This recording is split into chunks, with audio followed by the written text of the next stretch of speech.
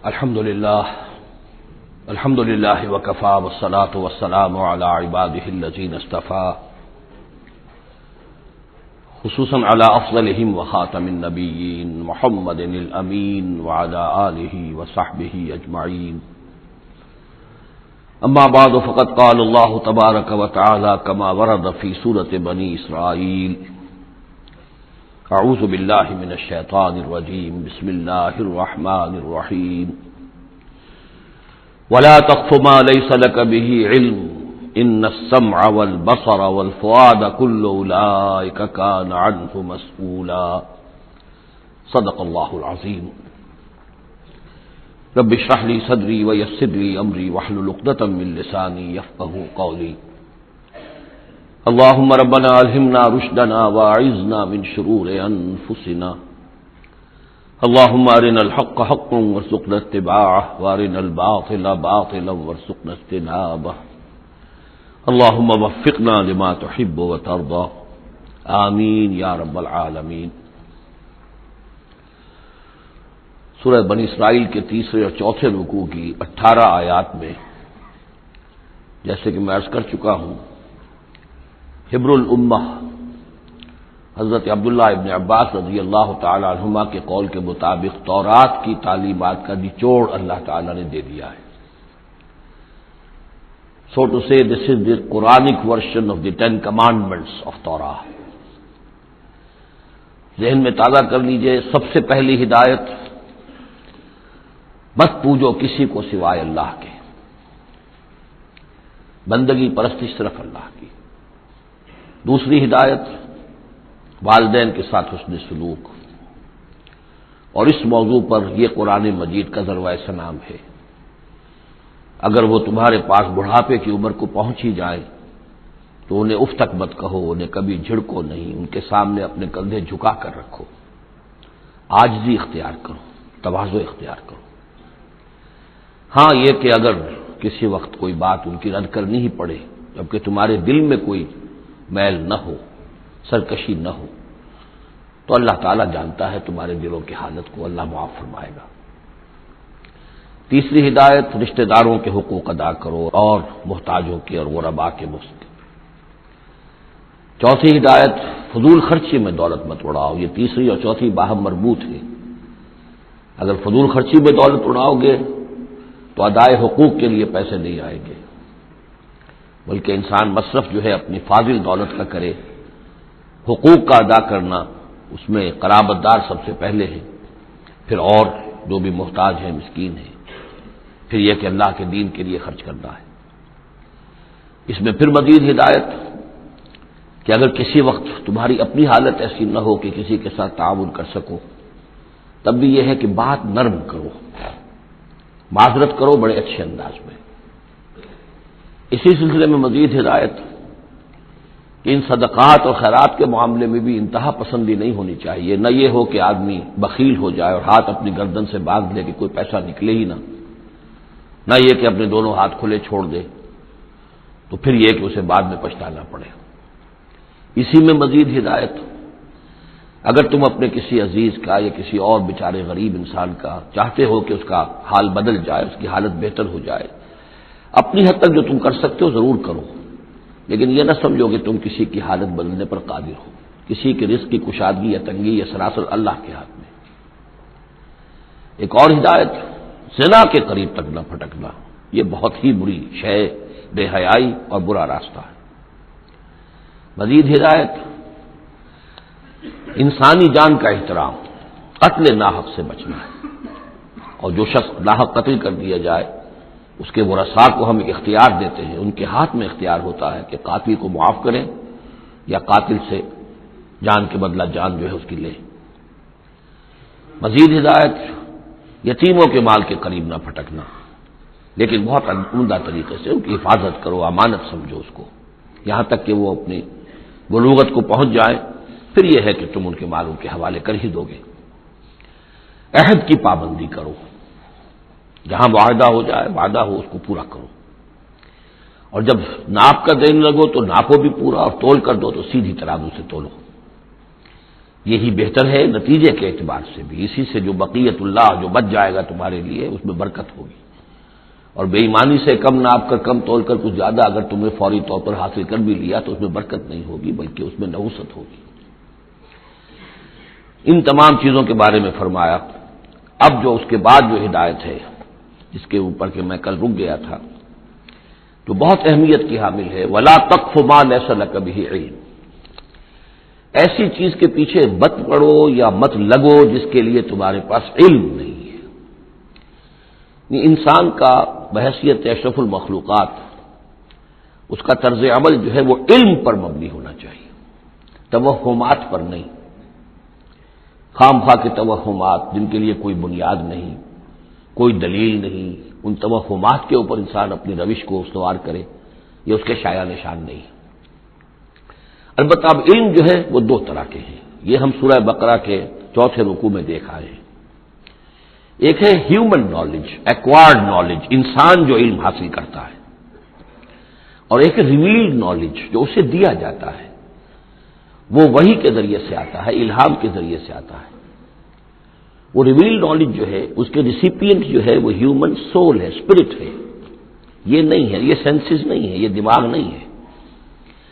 وہی چاہے جلی ہو چاہے خفی ہو، الہام ہو، کشف ہو، رؤیا صادقہ ہو، کوئی بھی شے ہو، اس کا تعلق اس حیوانی وجود سے نہیں ہے، اس کا در حقیقت اس روحانی وجود سے ہے جس کا مسکن قلب ہے۔ اب ظاہر بات ہے کہ اس میں بھی جو وہی خفی عام لوگوں کو ہو جاتی ہے، الہام ہو جاتا ہے، کچھ اور وہ بھی کوئی دلیل نہیں ہے۔ اس شخص کے لیے تو دلیل ہے وہ، اگر وہ شریعت کے خلاف نہ ہو، لیکن کسی اور کے لیے دلیل نہیں ہے۔ جو ریویل نالج ہے اس میں صرف وہی جلی جو انبیاء کے پاس آئی ہے وہ دلیل ہے، وہ دلیل قاطع ہے، وہ برہان قاطع ہے۔ ان کے پاس جو وہی جلی آئی وہ بھی، اور جو وہی خفی آئی وہ بھی۔ وہی نبوت جو ہے وہ علم ہے، العلم۔ ایک علم تو یہ ہے، اور دوسرا علم وہ ہے جو انسان حاصل کرتا ہے خود۔ اس کے لیے یہ سینس آرگنز جو اس کو دیے گئے ہیں، حواس خمسہ، جن میں سے اہم ترین جو ہے ان السمع والبصر، سماعت اور بصارت، باقی یہ کہ 3 اور بھی ہیں، چھونا ہے، چکھنا ہے، سونگنا ہے۔ ان سے جو سینس ڈیٹا ملتا ہے پھر وہ یہاں فیڈ ہوتا ہے دماغ میں، برین میں، اور یہ ایک کمپیوٹر ہے جو اسے پروسیس کرتا ہے، اس سے کچھ نتیجے نکالتا ہے۔ یہ آیت در حقیقت اس سے بحث کر رہی ہے، انسانی علم کے لیے اللہ تعالیٰ نے جو انسان کو ایپریٹس دیا ہے، جو آرگنز دیے ہیں، وہ ہے ان السمع والبصر والفؤاد کل اولئک کان عنہ مسئولا۔ وہ سماعت ہے، بصارت ہے اور عقل ہے۔ یہ فؤاد کا ترجمہ میں نے عرض کیا تھا عام طور پر دل کیا گیا ہے، حالانکہ کوئی اس کے لیے جو لغوی کوئی بنیاد موجود نہیں ہے کہ کون سا لفظ ہے، کون سا اس کا مادہ ہے۔ اس کا مادہ وہی ہے جسے لفظ فائدہ نکلا ہے، اور آپ نے دیکھا ہوگا پرانے زمانے کتابوں میں کچھ لکھا پھر فے لکھ دیتے ہیں، فے فائدہ، یعنی اس بات سے یہ نتیجہ نکلتا ہے، پھر فے یہ نتیجہ نکلتا ہے، تو فائدہ نتیجہ ہے۔ اسی طرح فعید کہتے ہیں عربی زبان میں اس شے کو، جیسے سبزی ہے بہت سی، آپ نے اس کو ابال لیا اور بھون دیا تو اس میں پانی وانی نکل جاتا ہے، بجھ کر رہ جاتی ہے، تھوڑی سی ہو جاتی ہے، بھجیا ہم کہتے ہیں اس کے، بھجیا بن گئی ہے۔ گوشت کا بھی یہ ہے کہ جب آپ اس کو سینکتے ہیں پانی وغیرہ نکل جاتا ہے، مختصر ہو جاتا ہے تو اس کا خلاصہ نکلتا ہے۔ تو سینس ڈیٹا سے جو خلاصہ نکالتا ہے پھر یہ برین کمپیوٹر، یہ ہے در حقیقت فؤاد۔ اس سے فائدہ حاصل کرنا، اس سے نتیجہ نکالا، اس سے انفر کرنا، اور اس سے انفر کر کے جیسا کہ میں نے کل عرض کیا تھا پھر جو بھی پاس میموری موجود ہے، سٹورڈ ہے اس کے اندر، اس کے ساتھ اس کو پھر وہ کمپیئر کرتا ہے، پھر کوئی نیا نتیجہ نکلتا ہے تو اب سٹور کر لیتا ہے کہ ایک بات اور مجھے معلوم ہو گئی۔ اور یہ اس طریقے سے رفتہ رفتہ انسانی علم بڑھتے بڑھتے کہاں تک پہنچ گیا ہے، عقلیں دنگ ہیں، کہاں تک پہنچ گیا۔ آج کسی ایک انسان کے لیے ممکن ہی نہیں رہا ہے کہ وہ پورا جو معلومات کا دائرہ اس وقت ہے تمام سائنسز کے اندر ان کا احاطہ کر سکے، ناممکن۔ کسی فزسسٹ کے لیے یہ ممکن نہیں ہے کہ صرف فزکس کے دائرے کی تمام معلومات کو وہ اپنے ذہن میں جمع کر سکے۔ اتنا بڑا ایکسپلوژن ہے معلومات کا، وہ سب اسی سے ہے، ان السمع والبصر والفؤاد کل اولئک کان عنہ مسئولا۔ ان چیزوں کی مسئولیت ہے، اللہ نے یہ چیزیں تمہیں دی ہیں، اب ان کو تو بند کر کے رکھ چھوڑو، توہمات کے اوپر اپنا بنیاد رکھ لو، زلزلہ کیسے آتا ہے؟ ایک گائے ہے، گائے کے دو سینگوں پر یا بیل کے دو سینگوں پر زمین کھڑی ہے، وہ ایک سینگ کے اوپر وہ ٹکا لیتا ہے، پھر جب ذرا وہ تھک جاتا ہے تو وہ بدلتا ہے تو دوسرے سینگ کے اوپر زمین کو لاتا ہے تو زلزلہ آ جاتا ہے۔ اس کے لیے کوئی دلیل یا تو ہونی چاہیے کتاب اللہ اور سنت رسول سے، وہ دلیل ہے، اور یا پھر دلیل ہوگی اس ذریعہ علم سے، جو ہیومن نالج ہے، اس سے جو علم حاصل ہو رہا ہے وہ قطعی ہے، وہ یقینی ہے، وہ ویریفائبل ہے، وہ ایکسپیریمنٹیشن سے حاصل ہو رہا ہے، آبزرویشن سے حاصل ہو رہا ہے، پھر جو نتائج آپ نکالتے ہیں انہیں ویریفائی کر سکتے ہیں۔ تو یہ ہے اصل میں وہ آیت کے جو انتہائی اہم ہے۔ قرآن مجید نے نوع انسانی کو اس راستے پر ڈالا ہے کہ توہمات کے تمام ذخیرہ کو رد کر کے اور علم پر اپنے موقف کو قائم کرو۔ اس کو کہا گیا ہے، اس کو جب جان لیجئے کہ اصل میں اس سے پہلے جو فلسفہ تھا، ارسطو کا فلسفہ، اس کا ڈنکا بج رہا تھا پوری دنیا میں، عالم اسلام میں بھی بہت عرصے تک ارسطو کا وہی ڈنکا بجتا رہا ہے، اب جا کر کہیں بمشکل ان چیزوں کی گرفت ڈھیلی پڑی ہے۔ وہ ہے استخراجی منطق۔ معلومات کا دائرہ بہت کم تھا، جو بھی معلومات تھی اس میں سے وہ نکالتے جا رہے ہیں، نتیجے نکال رہے ہیں، اسی میں سے وہ بال کے کھال اتار کر استخراجی ڈیڈکٹیو لاجک۔ قرآن نے آ کر انڈکشن، منطقی استقرائی کا دور شروع کیا۔ کھول آنکھ، زمین دیکھ، فلک دیکھ، فضا دیکھ، آبزرو کرو۔ افلا ينظرون الى الابل كيف خلقت والى السماء كيف رفعت والى الجبال كيف نصبت والى الارض كيف سطحت۔ دیکھو زمین کو، آسمان کو دیکھو، یہ تمام فینومینا آف نیچر اللہ کی نشانیاں، آیات ہیں۔ یہ تقدس عطا کیا ان کو، یہ اللہ کی آیات ہیں، اللہ کی نشانیاں اور قوانین طبیعہ اللہ تعالیٰ کے۔ ٹھیک ہے، اس معنی میں تو ہم مانتے ہیں کہ اللہ جب چاہے ان کو توڑ دے، لیکن روز تو وہ ٹوٹتے نہیں ہیں۔ اتنے محکم قوانین ہیں یہ، اگر یہ محکم قوانین نہ ہوتی، سائنس پاسبل ہی نہ ہوتی، ٹیکنالوجی ممکن ہی نہ ہوتی۔ کبھی کوئی قانون ہو جاتا حرکت کا، کبھی قانون حرکت کا بدل جاتا، تو پھر کیسے کوئی آپ مشین بناتے، کیسے کوئی ٹیکنالوجی ممکن نہیں تھی۔ These laws of nature, physical laws, وہ بہت مضبوط ہے، اللہ کے بنائے ہوئے۔ ہاں، اللہ سے بالا تر نہیں ہے، یہ نہیں ہے کہ اللہ بھی پابند ہو گیا انہیں کا۔ ظاہر بات ہے کہ سمندر ایک ہی دفعہ پھٹا ہے، حضرت موسیٰ علیہ السلام کے لیے معجزے کے طور پر روز روز تو نہیں پھٹتا سمندر۔ آگ نے ایک ہی مرتبہ جلانے سے انکار کیا ہے حضرت ابراہیم علیہ السلام کو، باقی روز روز تو نہیں۔ تو یہ چیزیں شاذ ہوتی ہیں، لیکن یہ معجزے کو ہم مانتے ہیں، اللہ تعالیٰ جب چاہے اپنے قوانین کو توڑ دے، لیکن یہ قوانین روز روز نہیں ٹوٹتے، یہ قوانین جو ہے مستقل ہے، دائم ہے، اور انہی کے ذریعے سے یہ پاسبل ہے سائنس۔ تو در حقیقت علامہ اقبال کا ایک بہت اہم نظریہ ہے جس کی طرف میں توجہ دلانا چاہتا ہوں۔ انہوں نے اپنے خطبات میں یہ بات کہی ہے، The inner core of the present Western civilization is Quranic۔ اس موجودہ مغربی تہذیب کی بھی جو انر کور ہے، اس کا جو خالص اندرونی جو اس کا محور ہے، وہ خالص قرآنی ہے، کیونکہ یہ سائنس پر قائم ہے۔ اور قرآن نے جو ہے اسی طرف توجہ دلائی ہے۔ توہمات کو ایک طرف رکھو، یہ سب آکلٹ سائنسز وغیرہ جو ہیں، ان سے بھی ہمارے ہاں بڑی سخت جو ہے اسے بیزاری کا اظہار ہے۔ یہ نجومی بیٹھے ہوئے ہیں، یہ لکیریں دیکھی جا رہی ہے، یہ سائنس آف نمبرز ہے، آکلٹ سائنس قطعاً نہیں، یہ سائنسز نہیں ہے، کوئی توجہ مت کرو۔ ولا تقف ما ليس لك به علم، اور العلم علمان، علم دو ہی طرح کا ہے، یا پھر وہ صحیح جو اللہ نے جو اپریٹس دیا تھا حضرت آدم علیہ السلام کے اندر ودیت کر دیا تھا، علم الاسماء، اسی کے ذریعے سے ایکسپولیشن ہو رہی ہے اس اپریٹس کے ذریعے سے، اور علم پھیلتا چلا جا رہا ہے، یا وہ علم ہے اور یا پھر وہ علم ہے۔ فَإِمَّا يَأْتِيَنَّكُم مِّنِّي هُدًى فَمَن تَبِعَ هُدَايَ فَلَا خَوْفٌ عَلَيْهِمْ وَلَا هُمْ يَحْزَنُونَ۔ یورپ کی تباہی کا سبب یہ ہوا کہ اس نے دوسرے علم سے نگاہیں بند کر لی، وہی کی سے اپنا سلسلہ توڑ لیا، صرف اس علم کے اوپر رہ گیا۔ تو یہ گویا کہ دو آنکھوں میں سے اللہ نے جو دی تھی انسان کو، ایک یہ ایکوائرڈ نالج کی آنکھ اور ایک ریویل نالج کی آنکھ، وہ ریویل نالج کی آنکھ بند کر لی، اس سے اس نے دجالیت کی شکل اختیار کر لی ہے۔ ورنہ خود اپنی جگہ پر یہ ایکوائرڈ نالج، یہ علم الاسماء، یہ اللہ کا عطا کردہ ہے، اس میں فی نفسہ کوئی خرابی نہیں ہے، صرف یہ کہ دوسری طرف سے بے توجہ ہو گئی، اس نے اس کے اندر جو نتیجے کے اعتبار سے خرابی پیدا کر دی۔ ولا تقف ما ليس لك به علم ان السمع والبصر والفؤاد كل اولئك كان عنه مسؤولا ولا تمشي في الارض مرحا، اور زمین میں اکڑ کر مت چلو، انك لن تخرق الارض، کتنے ہی اکڑ کر چلو اور کتنے پاؤں مارو زمین پر، تم زمین کو پھاڑ نہیں سکو گے۔ ولن تبلغ الجبال طولا، اور نہیں پہنچ سکو گے پہاڑوں تک اونچائی میں، گردن کتنی اکڑا لو، کتنا اونچا کر لو، اوپر ترا بھی چڑھا لو، کہاں تک چڑھاؤ گے؟ کل ذالک کان سیئہ عند ربک مکروہا، یہ جو ساری باتیں ہیں اس میں جو برائی ہے وہ تیرے رب کو بہت ناپسند ہے۔ اب اس میں ڈونٹس بھی آئے ہیں، ڈوز بھی آئے ہیں، یہ کرو یہ نہ کرو، یہ کرو یہ نہ کرو۔ تو ان تمام احکام کے اندر جو حکم ہے اس سے سرتابی کریں گے تو برائی ہے، اور جس چیز سے روکا گیا ہے اس میں ملوث ہوں گے تو برائی ہے، تیرے رب کو بہت پسند ہے، ناپسند ہے۔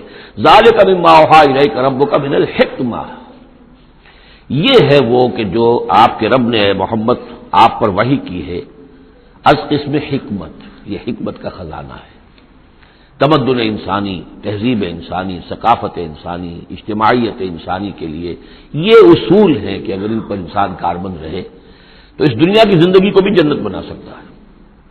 ولا تجعل مع اللہ الہا آخر، لیکن اولین اور آخرین بات پھر وہی ہے، شروع میں بھی یہ تھا وقضى ربک الا تعبدوا الا ایاہ، اول و آخر توحید ہے۔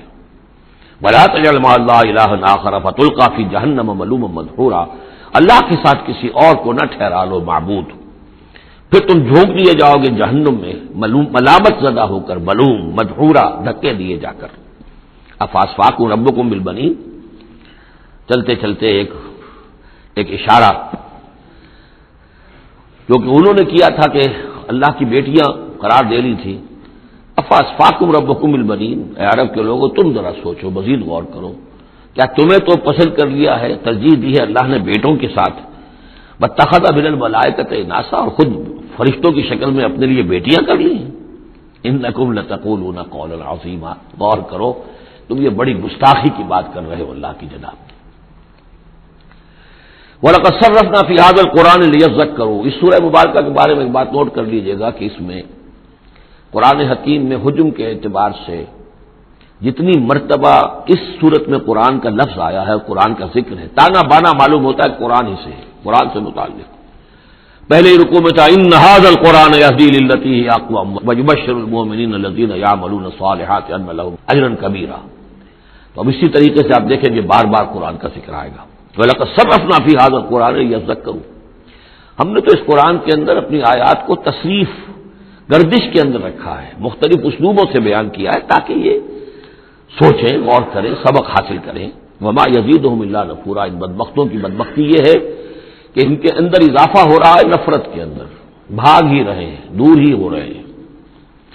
قل لو کان معہ آلہۃ کما یقولون، اے نبی ان سے کہیے کہ اگر اللہ کے ساتھ اور بھی آلہہ ہوتے جیسے کہ یہ کہہ رہے ہیں، اذا لابتغوا الی ذی العرش سبیلا، تو وہ بھی تو ذی العرش کی طرف کوئی راستہ تلاش کرتے، یعنی یہ کہ اگر کوئی اور الہہ ہوتے تو کیا ان کے دل میں یہ تمنا نہ ہوتی کہ سب سے بڑا الہ میں کیوں نہ بنوں؟ راجے مہاراجے چھوٹے ہوتے ہیں، بڑا مہاراجا چھوٹے راجے، چھوٹے راجوں کے اندر پھر وہ امنگ پیدا ہوتی ہے کہ نہیں ہوتی کہ کیوں نہ میں ہی مہاراجا بنوں؟ ایک شہنشاہ ہے، اس کے تحت بہت سے لوگ ہیں، نواب ہیں، گورنر ہیں، تو کیا تم دیکھتے نہیں بسا اوقات گورنر جو ہے وہ سرکشی کرتا ہے اور وہ چاہتا ہے کہ خود وہ بادشاہ بنے، اس کے بھی تو دو ہاتھ دو پاؤں ہیں، کیا ہے اس کے پاس؟ تو وہ چاہتے ہیں کہ کوئی نہ کوئی صورت اختیار کریں کہ وہ بغاوت کریں، اور اس دنیا کے اندر پھر امن اور سکون اور چین، اس کائنات کے اندر نظم کیسے قائم رہتا؟ سبحانہ و تعالی، بہت پاک ہے وہ، بہت بلند و برتر ہے، اما یقولون، ان باتوں سے جو یہ کہہ رہے ہیں، علوا کبیرا، اور اس کی بلندی بہت بلند ہے۔ تسبح له السماوات السبع والارض، اس کے تسبیح میں لگے ہوئے ہیں ساتوں آسمان اور زمین، ومن فیہن، اور جو بھی ان میں ہے۔ یہ تسبیح قولی بھی ہو سکتی ہے، اس لیے کہ اس میں آگے آ جائے گا ولکن لا تفقہون تسبیحہم، تم اس کی تسبیح کو نہیں جان سکتے، سمجھ نہیں سکتے۔ ہر شے کو اللہ نے زبان دے رکھی ہے، جیسے حامد سجدہ میں ہم پڑھیں گے انطقنا اللہ الذی انطق کل شیء، ہر شے کی کوئی زبان ہے اور وہ اپنی زبان سے اللہ کی تسبیح کر رہی ہے۔ لیکن ایک چیز ہماری سمجھ میں بھی آتی ہے کہ ہر شے اپنے وجود سے گویا کہ اعلان کر رہی ہے کہ میرا صانع، میرا مالک، میرا خالق وہ ہر عیب سے پاک ہے، وہ اپنے وجود سے۔ جب تصویر جو ہے وہ مصور کے کمال فن پر گواہی دیتی ہے، میرا بنانے والا بڑا کامل فنکار ہے، تصویر گویا کہ اپنے مصور کی عظمت کا اظہار کر رہی ہے۔ تو اس کائنات کی ہر شے گویا کہ زبان حال سے اللہ کی تسبیح کر رہی ہے۔ وَإِن مِّن شَيْءٍ لَّا يُسَبِّحُ بِحَمْدِهِ، کوئی شے نہیں ہے مگر یہ کوئی تسبیح کرتی ہے اللہ کے حمد کے ساتھ، وَلَٰكِن لَّا تَفْقَهُونَ تَسْبِيحَهُمْ، لیکن تم اس کی تسبیح کو سمجھ نہیں سکتے۔ إِنَّهُ كَانَ حَلِيمًا غَفُورًا، یقینا اللہ حلیم ہے، تحمل والا ہے، فوراً نہیں پکڑتا، غفور ہے، بخشنے والا ہے۔ وَإِذَا قَرَأْتَ الْقُرْآنَ، پھر دیکھیے قرآن کا تذکرہ ہے۔ اے نبی جب آپ قرآن پڑھ کر انہیں سناتے ہیں، جعلنا بینک وبین الذین لا یؤمنون بالآخرۃ حجابا مستورا، تو ہم آپ کے اور ان لوگوں کے مابین کے جو آخرت پر یقین نہیں رکھتے، ایمان نہیں رکھتے، ایک غیر مرئی پردہ حائل کر دیتے ہیں۔ پردہ حائل کیوں ہوا ہے؟ کیونکہ وہ آخرت کو مانتے ہی نہیں، تو متوجہ ہے ہی نہیں، سنجیدگی ہے ہی نہیں، لاؤبالیانہ پن ہے، بابر و عیش کوش کے عالم دوبارہ نہیں، اس تو توجہ سے کاہے کو سنیں گے؟ لیکن اس کو اللہ تعالیٰ اپنی طرف تعبیر کر رہے ہیں، اس قانون فطرت کے مطابق چونکہ ہے، ہم ڈال دیتے ہیں ان کے اور آپ کے مابین ایک غیر مرئی پردہ۔ نتیجہ کیا نکلتا ہے؟ وہ جعلنا علی قلوبہم اکنۃ، ان کے دلوں کے اوپر بھی ہم غلاف چڑھا دیتے ہیں، پردے ڈال دیتے ہیں، یفقہوہ کہ وہ اسے سمجھ نہ پائیں، وفی آذانہم وقرا، ان کے کانوں کے اندر ثقل پیدا کر دیتے ہیں۔ وَإِذَا ذَكَرْتَ رَبَّكَ فِي الْقُرْآنِ وَحْدَهُ، اور جب آپ قرآن مجید میں اپنے پروردگار کا ذکر کرتے ہیں توحید کے ساتھ، اکیلے اسی کا، وَلَّوْا عَلَىٰ أَدْبَارِهِمْ نُفُورًا، تو وہ اپنی پیٹھیں موڑ کر چل دیتے ہیں بدک کر کے، یہ کیا ایک ہی اللہ، ایک ہی اللہ، ایک ہی اللہ کی رٹ لگا رکھی انہوں نے، اور آلیہ بھی تو ہیں، آخر ان کا بھی کچھ ذکر کریں، کبھی ان کا بھی بارے ان کا بھی بیان ہو جائے، لیکن نہیں، یہ تو ایک ہی اللہ کی رٹ لگاتے ہیں، تو وہ بالکل بدک کر چلے جاتے ہیں۔ نحن اعلم بما یستمعون به اذ یستمعون الیک، اور جب اے نبی یہ آتے ہیں آپ کے پاس اور توجہ سے بیٹھ کر سنتے ہیں تو ہمیں خوب معلوم ہے یہ کیا سنتے ہیں۔ میں عرض کر چکا ہوں اس کا پس منظر کہ وہ اپنے عوام پر یہ اثر ڈالنے کے لیے کہ یہ لوگ تو بڑے مخلص ہیں، سمجھنا چاہتے ہیں، پھر ہمارے ذہین ہے، انٹیلیجنسیا ہے ہمارا، یہ ہمارا ایلیٹ ہے، تو یہ جا کر سوچتے ہیں پھر آخر کوئی بات نہیں ہوگی محمد کے پاس کہ یہ لوگ جو ہیں پھر خالی ہاتھ واپس آتے ہیں۔ ہمیں خوب معلوم ہے جو یہ سننے کے لیے آتے ہیں آپ کے پاس تو کیا سننے آتے ہیں۔ وَإِذْ هُمْ نَجْوَىٰ، اور پھر جب یہ علیحدہ ہوتے ہیں، سرگوشیاں کر رہے ہوتے ہیں، اِذْ يَقُولُ الظَّالِمُونَ، اور پھر یہ ایک دوسرے سے کہتے ہیں یہ ظالم، اِن تَتَّبِعُونَ إِلَّا رَجُلًا مَسْحُورًا، تم نہیں پیروی کر رہے ہو مگر ایک سحر زدہ شخص کی، یعنی ان میں سے کسی کے دل میں کوئی بات پیدا ہونی بھی لگتی ہے کہ نہیں بھائی آج تو جو بات کی ہے محمد نے صلی اللہ علیہ وسلم بڑی وزنی بات ہے، اس پر تو سنجیدگی سے غور کرنا ہوگا۔ اب ان کے کان کھڑے ہوئے کہ معلوم ہوتا ہے کہ اس پر تو ہمارے اس دوست اور ساتھی کے اوپر تو محمد کا داؤ چل گیا صلی اللہ علیہ وسلم، لہذا پھر اس کو سمجھاتے نہیں بھائی ایک سحر زدہ آدمی ہے، مشہور انسان ہے، کہاں اس کی باتوں پر سنجیدگی سے غور کر رہے ہو۔ انظر کیف ضربوا لک الامثال، دیکھیے نبی کیسی مثالیں وہ آپ کے لیے بیان کرتے ہیں، سحر زدہ، مسحور، کبھی ساحر، کبھی مسحور، کبھی شاعر، کبھی مجنون، یعنی کوئی ایک رائے بھی ان کی نہیں آپ کے بارے میں بن رہی ہے۔ فضلوا، اب وہ بھٹک گئے ہیں، فلا یستطیعون سبیلا، اور اب یہ راہ یاب نہیں ہو سکیں گے۔ وقالوا اذا كنا عظاما ورفاتا، اور وہ کہتے ہیں کہ کیا جب کہ ہم ہڈیاں ہو جائیں گی اور چورا چورا ہو جائیں گی ہماری ہڈیاں بھی، ہمارا گوشت گل سڑ کر جو ہے راکھ ہو جائے گا، انا لمبعوثون خلقا جدیدا، کیا کہہ رہے ہیں محمد صلی اللہ علیہ وسلم، کیا پھر ہمیں اٹھا لیا جائے گا ایک نئی زندگی، ایک نئی تخلیق؟ گویا کہ انہیں یہ بہت محال معلوم ہوتا ہے، ناممکن ہے۔ قل کونوا حجارۃ او حدیدا، اے نبی ان سے کہیے کہ تم تو ہڈیوں کی بات کر رہے ہو اور مٹی کی بات کر رہے ہو، خواہ تم پتھر بن جاؤ، لوہا بن جاؤ، اور خلقا مما یکبر فی صدورکم، یا اس سے بھی زیادہ کوئی سخت چیز جو تمہارے دلوں میں ذہن میں ہو، تمہارے اس کا تصور کر سکتے وہ بن جاؤ، تب بھی اللہ اٹھا لے گا۔ فسیقولون من یعیدنا، پھر وہ کہیں گے اچھا کون ہمیں اٹھائے گا دوبارہ، کون ہمیں دوبارہ پیدا کرے گا؟ قل الذی فطرکم اول مرہ، کہیے وہ جس نے تمہیں پہلی مرتبہ پیدا کیا۔ فسینغضون الیک رؤوسہم، تو پھر وہ آپ کے سامنے ذرا اپنے سرکوں کو مٹکائیں گے، سروں کو، ہاں ٹھیک ہے، لیکن ویقولون متى، کب ہوگا ایسا بتائیے؟ قل عسى ان يكون قریبا، کہہ دیجیے ہو سکتا ہے قریبی آئی ہوئی تمہاری شامت جو ہے ہو سکتا ہے دور نہ۔ یوم یدعوکم فتستجیبون بحمدہ، جس دن کہ وہ تمہیں پکارے گا جب تم اپنی قبروں میں ہوگے یا گلے سڑے ہوئے ہڈیوں کی شکل میں ہوگے، لیکن تم چلے آؤ گے اس کی پکار پر لبیک کہتے ہوئے، بحمدہ، اس کی حمد کرتے ہوئے، وتظنون ان لبثتم الا قلیلا، اور تم گمان کرو گے کہ نہیں رہے ہم مگر بہت تھوڑا سا عرصہ دنیا میں بھی، اور یہ پورا عالم برزخ جو ہے یہ بھی کوئی تھوڑا سا ہی عرصہ تھا جو ہم گزار کر آئے۔ وقل لعبادی یقولوا التی ہی احسن، اے نبی میرے بندوں سے کہہ دیجئے، اب یہ عبادی کون ہے؟ اہل ایمان، بجائے یا ایھا الذین آمنوا کہنے کے قل لعبادی، میرے بندوں سے کہہ دیجئے، یقولوا التی ہی احسن، وہ بات کیا کریں عمدہ، مطلب یہ ان کی طرف سے کوئی تلخی کی بات نہیں ہونی چاہیے۔ اب ان لوگوں کے آباء و اجداد سے بنے ہوئے ان کے خیالات ہیں، عقائد ہیں، ان کی ریتیں ہیں، ان کی رسمیں ہیں، ان کی حمیت ہے، ان کی غیرت ہے، عوام میں جہالت ہے، ان کے چودھریوں میں اپنے مفادات، اپنی حیثیت، اس کا احساس ہے۔ لہذا یہ تمام رکاوٹیں جو ان لوگوں کے راستے میں حائل ہیں ان کا خیال کریں تو اپنا جو داعی جو ہے اس کے اندر تحمل ہونا چاہیے، حلم ہونا چاہیے، داعی کہیں مشتعل نہ ہو۔ قل لعبادی یقولوا التی ہی احسن، انہیں بات کرنی چاہیے عمدہ۔ ان الشیطان یلدغ بینہم، یقین شیطان تو چاہے گا کہ ان کے درمیان کوئی لڑائی شروع کرا دے، ہاتھا پائی شروع کرا دے۔ ان الشیطان کان للانسان عدوا مبینا، یقیناً شیطان جو ہے وہ تو انسان کا کھلا دشمن ہے ہی۔ ربکم اعلم بکم، تمہارا رب تم سے خوب واقف ہے۔ ان یشاء یرحمکم، وہ چاہے گا تو تم پر رحم فرمائے گا، اور ان یشاء یعذبکم، چاہے گا تمہیں عذاب دے گا۔ وما ارسلناک علیہم وکیلا، اور نبی ہم نے آپ کو ان پر کوئی داروغہ بنا کر نہیں بھیجا ہے کہ آپ ذمہ دار ہیں ان کو ہدایت پر لانے کے، نہیں۔ یہ معاملہ ہر شخص کا اپنا ہے، ذاتی ہے، ہز اون چوائس۔ وَرَبُّكَ أَعْلَمُ بِمَنْ فِي السَّمَاوَاتِ وَالْأَرْضِ، اور اللہ آپ کا رب خوب جانتا ہے ان تمام چیزوں کو کہ جو آسمان میں ہے اور زمین میں ہے۔ وَلَقَدْ فَضَّلْنَا بَعْضَ النَّبِيِّينَ عَلَىٰ بَعْضٍ، اور ہم نے بعض انبیاء کو بعض انبیاء پر فضیلت دی ہے۔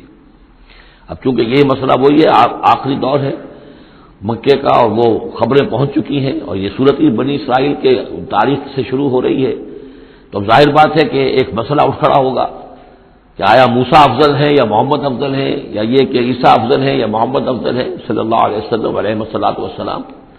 تو یہاں پر مسلمانوں کو اس دعوت اور تبلیغ کے جو تقاضے ہیں ان کے حوالے سے اس بحث میں تم نہ پڑو۔ اگر اس بات کو تم زیادہ زور دو گے ان میں حمیت پیدا ہو جائے گی، جیسے ہمارے ہاں وہ کھڑے ہو کر الاپتے ہیں سارے نبیوں سے افضل ہمارا نبی۔ ٹھیک ہے، وہ ہے افضل، لیکن خود انہوں نے کہا ہے کہ مجھے یونس ابن متہ پر بھی فضیلت مت دو۔ حضور کے صریح حکم کی خلاف ورزی کرتے ہیں جو یہ کہتے ہیں، ہے افضل، اس میں کوئی شک نہیں، لیکن یہ کہ اس افضلیت کا اس طریقے کا چرچا کرنا جو ہے اس سے دوسروں کے اندر ایک جو ہے منفی کیفیات پیدا ہوتی ہیں۔ تو اس حوالے سے حضور کی حدیث ہے یہ، مجھے یونس ابن متہ پر بھی فضیلت مت دو۔ یونس وہ ہیں رسولوں میں سے ایک ہی رسول ہیں دنیا میں جنہیں کچھ اللہ نے سزا دی ہے، پکڑ ہوئی ہے، اور کسی کا معاملہ نہیں۔ یہ سورہ یونس میں ہم دیکھا ہے، تو آپ نے فرمایا مجھے یونس پر بھی فضیلت مت دو، اس لیے کہ اس بات میں مت پڑھو۔ وَلَقَدْ فَضَّلْنَا بَعْضَ النَّبِيِّينَ عَلَىٰ بَعْضٍ، ہم نے بعض انبیاء کو بعض انبیاء پر فضیلت دی ہے، بس اصولی بات ہے۔ تِلْكَ الرُّسُلُ فَضَّلْنَا بَعْضَهُمْ عَلَىٰ بَعْضٍ۔ اب یہاں دیکھیے خاص طور پر پھر ان کے نبی کا ذکر کیا جا رہا ہے، وَآتَيْنَا دَاوُودَ زَبُورًا، ہم نے داؤد کو زبور عطا کی تھی۔ ہم ان انبیاء اور رسل کے جو عظمتیں ہیں، ان کے جو مقامات ہیں، ان کے اعتراف میں، ان کے اعلان میں ہمیں کوئی باک نہیں، ہمیں کوئی جھجک نہیں۔ قُلِ ادْعُوا الَّذِينَ زَعَمْتُم مِّن دُونِهِ، کہیے ان سے کہ پکارو انہیں جنہیں تم سمجھتے ہو کہ اللہ کے سوا کوئی معبود ہے، کوئی کار مختار وہ بھی ہیں۔ فَلَا يَمْلِكُونَ كَشْفَ الضُّرِّ عَنكُمْ وَلَا تَحْوِيلًا، تو انہیں کوئی اختیار حاصل نہیں ہے نہ تو تم سے کوئی تکلیف دور کرنے کا اور نہ ہی کوئی حالت کو بدل دینے کا۔ اولئک الذین یدعون، وہ ہستیاں جنہیں یہ پکار رہے ہیں۔ پکارنے والوں میں دیکھیے کہ پکارنے میں ایک تو ایسے بھی تھے خیالی ہستیاں جن کا کوئی وجود ہی نہیں، من گھڑت، لیکن پکارے جانے والے انبیاء، اولیاء اللہ یا فرشتے یہ بھی تو ہو سکتے ہیں نا۔ لیکن اس عالم امر میں، اس عالم غیب میں ان کا حال کیا ہے جنہیں یہ پکار رہے ہیں؟ ہم کئی دفعہ دیکھا ہے انہیں پتہ بھی نہیں کہ ہمیں پکار رہے ہیں۔ قیامت کے دن وہ تو انکار کریں گے، ہمیں کوئی معلوم نہیں تھا کہ تم نے ہمارے ساتھ یہ گستاخیاں کی ہیں اور ہمیں شرمندگی کا سامان بن گئے ہو کہ اللہ تعالیٰ کے سامنے ہماری شرمندگی ہے کہ اللہ تعالیٰ کے ہاں پیش ہو رہے ہیں کہ ہمیں مد مقابل بنایا گیا اللہ کا۔ لہذا اولئک الذین یدعون یبتغون الی ربہم الوسیلۃ، اس عالم غیب میں وہ تو خود اللہ کے اپنے رب کے تقرب کے متلاشی ہیں۔ تو یہ وسیلہ کا لفظ آ چکا ہے اس سے پہلے، یبتغون الی ربہم الوسیلۃ ایہم اقرب، یعنی اس عالم امر میں بھی درجات ہیں، فرشتے ہیں، طبقہ اسفل کے فرشتے ہیں، پھر درجہ اعلیٰ کے فرشتے ہیں، پھر مقربین بارگاہ ہیں، پھر وہ جو ہے ملائے اعلیٰ جس کو کہا جاتا ہے، ملائکہ مقربین ہیں۔ تو ان کے اندر بھی ایک درجہ بندی ہے، اور وہ اس عالم کے اندر بھی جیسے یہاں اللہ کے بندے تقرب اللہ کی کوشش کر رہے ہیں، وہ وہاں پر وہ بھی اس عالم کے اندر، بس فرق تو یہی ہے کہ وہ ہماری نگاہوں سے اوجھل ہے۔ جب یبتغون الی ربہم الوسیلۃ ایہم اقرب، چاہتے ہیں کہ اور آگے بڑھے اور قرب ہو جائے، ایک دوسرے سے آگے نکل جائیں۔ وَيَرْجُونَ رَحْمَتَهُ، اس کی رحمت کے امیدوار ہیں، وَيَخَافُونَ عَذَابَهُ، اور اس کے عذاب سے ڈرتے رہتے ہیں. ان عذاب ربک کان محذورا، واقعہ یہ ہے کہ آپ کے رب کا عذاب جو ہے واقعتاً ایسی شے ہے جس سے ڈرتے رہنا چاہیے. وَإِن مِّن قَرْيَةٍ إِلَّا نَحْنُ مُهْلِكُوهَا قَبْلَ يَوْمِ الْقِيَامَةِ أَوْ مُعَذِّبُوهَا عَذَابًا شَدِيدًا، اور نہیں ہے کوئی بستی مگر یہ کہ ہم اسے ہلاک کر کے رہیں گے قیامت کے دن سے قبل، یا عذاب دیں گے اسے بہت ہی شدید عذاب. اس آیت کو جوڑ لیجیے گا کیونکہ یہ جوڑا ہے یہ سورت اور یہ سورہ کہف.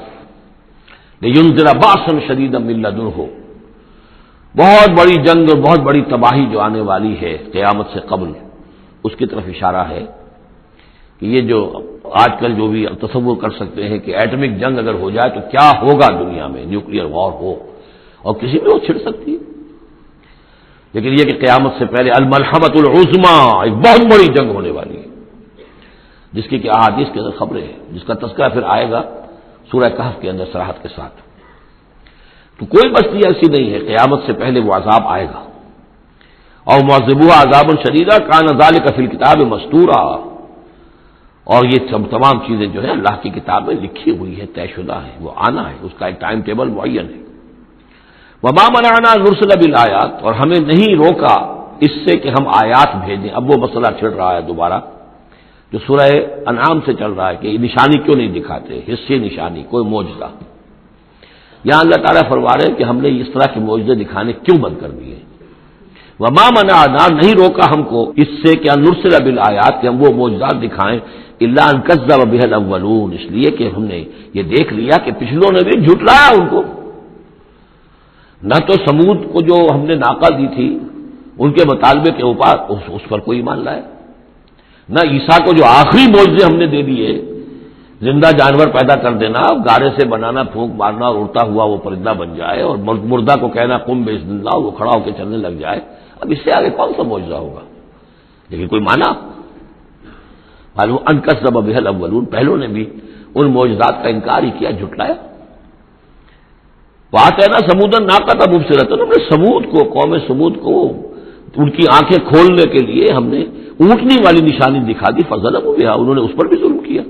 وما نرسل بالآیات الا تخفیفا، اور ہم نہیں بھیجتے اپنی آیات نشانیاں مگر صرف خبردار کرنے کے لیے. وہ خبردار کرنے کے لیے اب ہم اپنی قرآن مجید کی آیات بھیج رہے ہیں. وَإِذْ قُلْنَا لَكَ إِنَّ رَبَّكَ أَحَاطَ بِالنَّاسِ، اور جب ہم یہ کہتے ہیں کہ آپ کے رب نے تو لوگوں کا احاطہ کیا ہوا ہے، تب بھی یہ کہتے ہیں اس کا کیا مطلب ہے؟ کہاں ہے اللہ؟ کہاں ہمارا احاطہ ہوا ہے؟ ظاہر بات ہے کہ یہ مسئلہ ہے جو سمجھیے فلسفے کے مشکل ترین مسائل میں سے ہے. حقیقت و ماہیت وجود، ایک اللہ کا وجود ہے، ہر جگہ ہے، ہر آن ہے، لیکن یہ کہ یہاں دنیا میں ہے کہ نہیں ہے، یہ دنیا ہے یا اللہ ہے، کیا ہے؟ اب یہ سمجھ میں آنے والی بات نہیں ہے. اسی لیے کچھ لوگوں نے اس کو ہماوست سب قاضی کائنات جو ہے خدا ہی ہے، خدا ہی نے یہ روپ دھار لیا ہے. جیسے انسانوں کا روپ دھار لیتا ہے وہ اوتار کی شکل میں آ جاتا ہے، ایسے خدا نے اس کائنات کی شکل اختیار کر لی ہے. اس کو پینتھیزم کہتے ہیں انگریزی میں، ہماوست، سب خدا ہی ہے. یہ بہت بڑا کفر ہے، شرک ہے. تو کیسے سمجھیں؟ بہت سی چیزیں ہیں جو انسان کی سمجھ سے بالا تر ہے. اللہ ہے کیسے ہے؟ کیا دنیا میں اللہ نہیں ہے تو اللہ کی ذات محدود ہو گئی؟ پوری یہ کائنات اس میں اللہ کا وجود ہی نہیں ہے تو اس کا مطلب یہ کہ اللہ تو پھر علیحدہ کہیں ایک محدود سی شخصیت ہو گئی جو کسی جگہ پر ہے. لیکن اللہ تو ایبسلیوٹ ایگزسٹنس ہے اس کی، کسی حدود اور قیود اور زمان اور مکان اور سمت ان سے تو باورا ہے. وراء الورا ثم وراء الورا.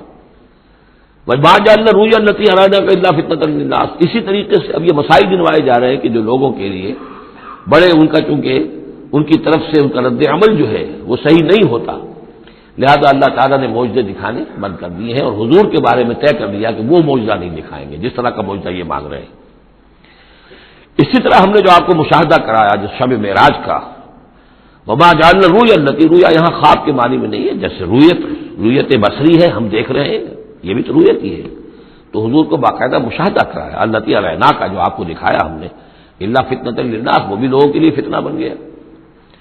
لوگوں نے کہا کہ یہ تو معلوم ہوتا ہے کہ اب بالکل ہی ان کا دماغ چل گیا ہے، معاذ اللہ ثم معاذ اللہ. بہت خوش ہوئے تھے مشرکین مکہ، بہت خوش ہوئے. چلو جی چلیے اب ہماری مشکل حل ہو گئی، اب تو ہم تمام مسلمانوں کو باور کروا لیں گے کہ آج تک تم نہیں مانتے تھے، واقعتاً محمد کا دماغ چل گیا ہے صلی اللہ علیہ وسلم. وہ کہہ رہے ہیں میں راتوں رات بیت المقدس بھی ہو کے آ گیا ہوں اور میں آسمانوں کی سیر کر کے آ گیا ہوں. اب یہ بات ناقابل قیاس، کیسے انسان سمجھے، گمان نہیں کر سکتا۔ آج تو پھر بھی آپ سوچ سکتے ہیں کہ آج تو آپ کے پاس وہ ذرائع ہیں کہ چاند پر بھی آپ پہنچ گئے ہیں، لیکن یہ کہ آج سے آپ 1400 برس پہلے کے انسان کے بارے میں سوچئے، اسے بیت المقدس جانے کے اندر بھی جو ہے 15 دن لگتے تھے، تو کیسے وہ گیا اور گئے بھی اور آ بھی گئے رات ہی رات کے اندر۔ بڑے خوش ہو کر آئے حضرت ابوبکر کے پاس، ابوبکر سنا تمہارے ساتھی کیا کہہ رہے ہیں؟ کہ کیا کہہ رہے ہیں؟ وہ کہہ رہے ہیں میں رات کو بیت المقدس ہو کر آ گیا ہوں۔ ایک دفعہ ایک لمحہ توقف کیا، کیا واقعی کہہ رہے ہیں؟ ہاں ہاں کہہ رہے ہیں، چلو ہم تمہیں ملوا دیتے ہیں، ان سے کہلوا دیتے ہیں، چلو صحیح، اگر وہ کہہ رہے ہیں تو ٹھیک کہہ رہے ہیں، بس ختم۔ اس دن سے صدیق کا لقب، وہ کہہ رہے ہیں تو ٹھیک کہہ رہے ہیں۔ اور فرمایا جب میں یہ مانتا ہوں کہ آسمان سے روز ان کے پاس فرشتہ آتا ہے، تو اگر وہ آسمان ہوا ہے تو کون سی بڑی بات ہو گئی؟ اگر اللہ کا فرشتہ آسمان سے روز آتا ہے ان کے پاس، تو وہ آسمان تک ہو کے آ گئے تو کون سی بڑی بات ہوئی؟ وہ اگر کہہ رہے تو سچ کہہ رہے ہیں۔ مستند ہے ان کا فرمایا ہوا، وما جعلنا الرؤيا التي اريناك الا فتنة للناس، یہ بھی لوگوں کے لیے فتنہ بن گیا۔ وشجرة ملعونة فی القرآن، اسی طرح ایک مثال ہے قرآن مجید میں زقوم کے درخت کا ذکر آتا ہے کہ وہ درخت جو ہے وہ عین جہنم کے اس کے تہ کے اندر اس کی جڑ ہوگی، وہاں سے وہ درخت کیسا ہوگا؟ آگ کے اندر درخت، ہاؤ از اٹ پاسبل؟ اب یہ زقوم کا یہ بھی ان کے لیے ایک فتنہ بن گیا۔ اب یہ چیزیں نہیں جانتے کہ اس عالم کا کہ جو فزیکل لاز ہے وہ اور ہوں گے، مختلف ہوں گے، اس آگ کی نوعیت اور ہے، وہ آگ یہ نہیں ہے، وہ آگ جو ہے اس کی حیثیت ہی کچھ اور ہے۔ تو فرمایا وشجرۃ الملعونۃ فی القرآن، اور جس قرآن مجید میں جس ملعون شجر کا ذکر ہے، وَنُخَوِّفُهُمْ، کہ یہ ساری باتیں ہم انہیں بتاتے ہیں خبردار کرنے کے لیے، فما یزیدہم الا طغیانا کبیرا۔ اب یہ ان کی بدبختی ہے کہ ان تمام چیزوں سے ان کے اندر سرکشی ہی کے اندر اضافہ ہو رہا ہے، بڑھتے چلے جا رہے ہیں سرکشی میں۔ وَإِذْ قُلْنَا لِلْمَلَائِكَةِ اسْجُدُوا لِآدَمَ فَسَجَدُوا إِلَّا إِبْلِيسَ، اور یاد کرو جب کہ ہم نے کہا تھا فرشتوں سے کہ سجدہ کرو آدم کو، تو ان سب نے سجدہ کیا مگر ابلیس نے نہیں کیا۔ قَالَ أَسْجُدُ لِمَنْ خَلَقْتَ طِينًا، یہ چوتھی مرتبہ اب یہ آدم و ابلیس کا قصہ آ رہا ہے قرآن میں۔ اس نے کہا کیا میں اس کو سجدہ کروں جسے تو نے بنایا ہے گارے سے؟ قَالَ أَرَأَيْتَكَ هَٰذَا الَّذِي كَرَّمْتَ عَلَيَّ، مزید اس نے کہا کہ ذرا دیکھو، ذرا دیکھ پروردگار، یہ جو انسان آدم جس کو تو نے مجھ پر عزت دی ہے، مجھ سے بالا تر کر دیا، کرمت علیہ، لئن اخرتنی الی یوم القیامہ، اگر تو مجھے مہلت دے دے قیامت کے دن تک، لاحتنکن ذریتہ الا قلیلا، میں اس کی پوری نسل، اس کی ساری اولاد کو لگام دے دوں گا سوائے بہت تھوڑے سے لوگوں کے، ان کو گمراہ کر کے چھوڑوں گا۔ قال ذب فمن تبعک منہم فإن جہنم جزاؤکم جزاء موفورا، اللہ نے فرمایا جاؤ دفع ہو جاؤ، ٹھیک ہے، ان میں سے جو بھی آدم کی نسل میں سے جو بھی تیری پیروی کریں گے تو پھر تم سب کے لیے تمہارا بدلہ جہنم ہے، وافر بدلہ ہوگا تمہارے لیے، تمہارے گناہوں اور سرکشی کے لیے۔ واستفزز من استطاعت منہم، یہ لفظ آئے گا کئی بار، ذرا نوٹ کر لیجیے، فز کہتے ہیں عربی زبان میں بکری کا جو بچہ نوزائیدہ ابھی ہوتا ہے، جیسے کل بھی میں نے ذکر کیا تھا، وہ کھڑا ہوتا ہے تو ٹانگیں اس کی لڑکھڑا رہی ہوتی ہیں، تو اس طریقے سے یعنی اس طرح جب کہ کسی انسان کی ٹانگیں لڑکھڑا جائیں، اس کے اندر حوصلہ ختم ہو جائے، ہمت اس کا جواب دے رہی ہو، تو اس کے لیے پھر یہ محاورہ ہے یا کنایا ہے۔ واستفزز من استطاعت منہم، تو پھسلا لے ان کو، ان میں سے جس کو چاہے، بصوتک کا اپنی آواز سے، واجلب علیہم، اور چڑھا لا ان کے اوپر، بخیلک کا اپنے سواروں کو، ورجلک کا اپنے پیادوں کو، وشارکہم فی الاموال والاولاد، اور تجھے کھلی چھوٹ ہے ان کے ساتھ مشارکت کر، ساجھا کر مال میں اور اولاد میں، وعدہم، اور ان سے جو چاہے وعدے کر جھوٹے سچے، وما یعدہم الشیطان الا غرورا، لیکن نہیں وعدہ کرتا ان سے شیطان مگر دھوکے کے۔ ان عبادی لیس لک علیہم سلطان، میرے بندوں پر تجھے اختیار کوئی نہیں ہوگا، ورگلا لو جس طرح، سبز باغ دکھا لو جس طرح، جو چاہو وسوسہ اندازی کر لو، اس کا اختیار ہے، لیکن یہ اختیار نہیں ہے کہ میرے کسی بھی بندے کو تم زبردستی اس کی مرضی کے خلاف، اس کی مرضی کے بغیر گمراہی پر لے جاؤ۔ وَكَفَىٰ بِرَبِّكَ وَكِيلًا، اور کافی ہے تیرا رب ان کے لیے کارساز، جو اللہ کے بندے جو شیطان سے بچنا چاہیں۔ ربکم الذی یزجی لکم الفلک فی البحر، تمہارا رب وہ ہے جو چلاتا ہے کشتیوں کو سمندر میں یا دریا میں، لتبتغوا من فضلہ، تاکہ تم اس کے فضل کو حاصل کر سکو۔ انہ کان بکم رحیما، یقیناً وہ تم پر بہت ہی رحیم ہے اور شفیق ہے۔ وَإِذَا مَسَّكُمُ الضُّرُّ فِي الْبَحْرِ، یہ مضمون کئی دفعہ آ چکا ہے جب تمہیں تکلیف پہنچتی ہے سمندر میں، طوفان آتا ہے، موت نظر آتی ہے، ضل من تدعون الا اياه، تو سب گم ہو جاتے ہیں تم سے، بھول جاتے ہیں ان سب کو جن کو تم عام حالات میں پکارتے ہو، جن کو ڈنڈوت کرتے ہو اور جن کے سجدے کرتے ہو. فلما نجاكم الى البر، سوائے اللہ کے سب کو بھول جاتے ہو، صرف اللہ کو پکارتے ہو. پھر جب اللہ تعالیٰ تمہیں بچا کر نکال کر لے آتا ہے خشکی پر، آرس تم پھر اعراض کرتے ہو، پھر رخ موڑ لیتے ہو. وکان الانسان کفورا، یقین انسان بہت ناشکرا ہے. افامنتم ان یخسف بکم جانب البر، تو کیا تم اس سے ڈرتے نہیں کہ وہی اللہ تمہیں زمین میں خشکی میں بھی تو دھنسا سکتا ہے کہ نہیں؟ آسودہ ساحل تو ہے مگر شاید تجھے معلوم نہیں، ساحل سے بھی موجیں اٹھتی ہیں، خاموش بھی طوفان ہوتے ہیں. کیا خشکی لوگ بڑھتے نہیں؟ وہاں جب تھے تو چیخ رہے تھے، چلا رہے تھے، اللہ کو پکار رہے تھے، خشکی پر آتے ہی اور اب تم بھول گئے اللہ کو. تو کیا اللہ یہاں تمہیں دھسا نہیں سکتا زمین میں؟ یخسف بکم جانب البر اور یرسل علیکم حاصبا، یا تم پر ایک ایسی تیز آندھی بھیج دے اس بر پر، خشکی پر، کہ جس میں پتھر ہو اور پتھراؤ ہو تمہارا اور تم ہلاک ہو جاؤ. ثم لا تجدوا لکم وکیلا، پھر تمہیں کوئی بچانے والا نہ ملے. ام امنتم ان یعیدکم فیہ تارۃ اخری، تو کیا تمہیں اس کا ڈر نہیں رہا کہ پھر کبھی دوبارہ اللہ تمہیں لے جائے اسی سمندر میں. فیرسل علیکم قاصفا من الریح، اور پھر ایک زوردار جھکڑ تمہارے اوپر چھوڑ دے. فیغرقکم بما کفرتم، تمہیں غرق کر دے تمہارے کفر کی پاداش میں. ثم لا تجدوا لکم علینا تبیعا، پھر تم ہمارا کوئی نہیں پاؤ گے کہ جو ہمارا تعاقب کر سکے، ہم سے بات پوچھ کر سکے کہ وہ فلاں لوگوں کے ساتھ یہ معاملہ کیوں کر دیا گیا. وَلَقَدْ كَرَّمْنَا بَنِي آدَمَ وَحَمَلْنَاهُمْ فِي الْبَرِّ وَالْبَحْرِ، یہ آیت بھی انسان کی، جیسا کہ میں نے بار عرض کیا ہے، جو بھی کریشن ہے اللہ کا، اس کا کلائمیکس انسان ہے. گویا کہ یہ سارا سلسلہ جو ہے تنزلات، اللہ کا حرف کن، اور کن سے وہ خلق نور، اس نور سے وہ تخلیق ارواح انسانیہ اور ملائکہ، پھر ایکسپلوژن دی بگ بینگ، اور اس سے وہ حرارت اور وہ آتشی کرے، اور اس دور میں جنات کی جو تخلیق ہوئی، اور پھر اس کے بعد ان کا ٹھنڈا ہونا، اور پھر یہ بارش کا برسنا، اور بارش اور زمین، پانی اور زمین کے اب یہاں سے جو حیات ارضی ہے اس کا آغاز ہونا. ہر دو عالم خاک شد تا بست نقش آدمی، اے بہار نیستی از قدر خود ہوشیار باش. وَلَقَدْ كَرَّمْنَا بَنِي آدَمَ، اور ہم نے بڑی تکریم کی ہے، عزت کی ہے آدم کے نسل کی. وَحَمَلْنَاهُمْ فِي الْبَرِّ وَالْبَحْرِ، اور ہم اٹھائے پھرتے ہیں اس کو، گویا کہ جیسے کہ گود میں کوئی لے کر چل رہا ہو. ہم، ظاہر بات ہے نظام قدرت ہے اللہ کا ہے، ہم اسے اٹھائے پھرتے ہیں. حَمَلْنَاهُمْ فِي الْبَرِّ وَالْبَحْرِ، بر میں بھی اور بحر میں بھی. وَرَزَقْنَاهُمْ مِنَ الطَّيِّبَاتِ، اور ہم انہیں پاکیزہ رزق دیتے ہیں، عمدہ چیزوں کا. وَفَضَّلْنَاهُمْ عَلَىٰ كَثِيرٍ مِّمَّنْ خَلَقْنَا تَفْضِيلًا، اور فضیلت دی ہے ہم نے انہیں اپنی بہت سی مخلوقات کے اوپر، بہت بڑی فضیلت دی ہے. یوم ندعو کل اناس بامامہم، اب تصور کرو جن کے رتبے ہیں سوا، ان کی سوا مشکل ہے. جب یہ مقام دیا گیا ہے تو محاسبہ بھی ہوگا، حساب کتاب بھی ہوگا، جواب دہی بھی ہوگی. حیوانات سے کوئی جواب دہی نہیں ہے. یوم ندعو کل اناس بامامہم، جس دن کہ ہم ہر لوگوں کو پکاریں گے اپنے اپنے اماموں کے ساتھ، اپنے اپنے لیڈروں کے ساتھ. آؤ فمن اوتی کتابہ بیمینہ، تو جس کو بھی دیا جائے گا اعمال نامہ اس کے داہنے ہاتھ میں، فاولئک یقرؤون کتابہ، وہ پڑھیں گے اپنے اعمال نامے کو خوشی کے ساتھ. ولا یظلمون فتیلا، اور ان پر دھاگے کے برابر بھی ظلم نہیں کیا جائے گا.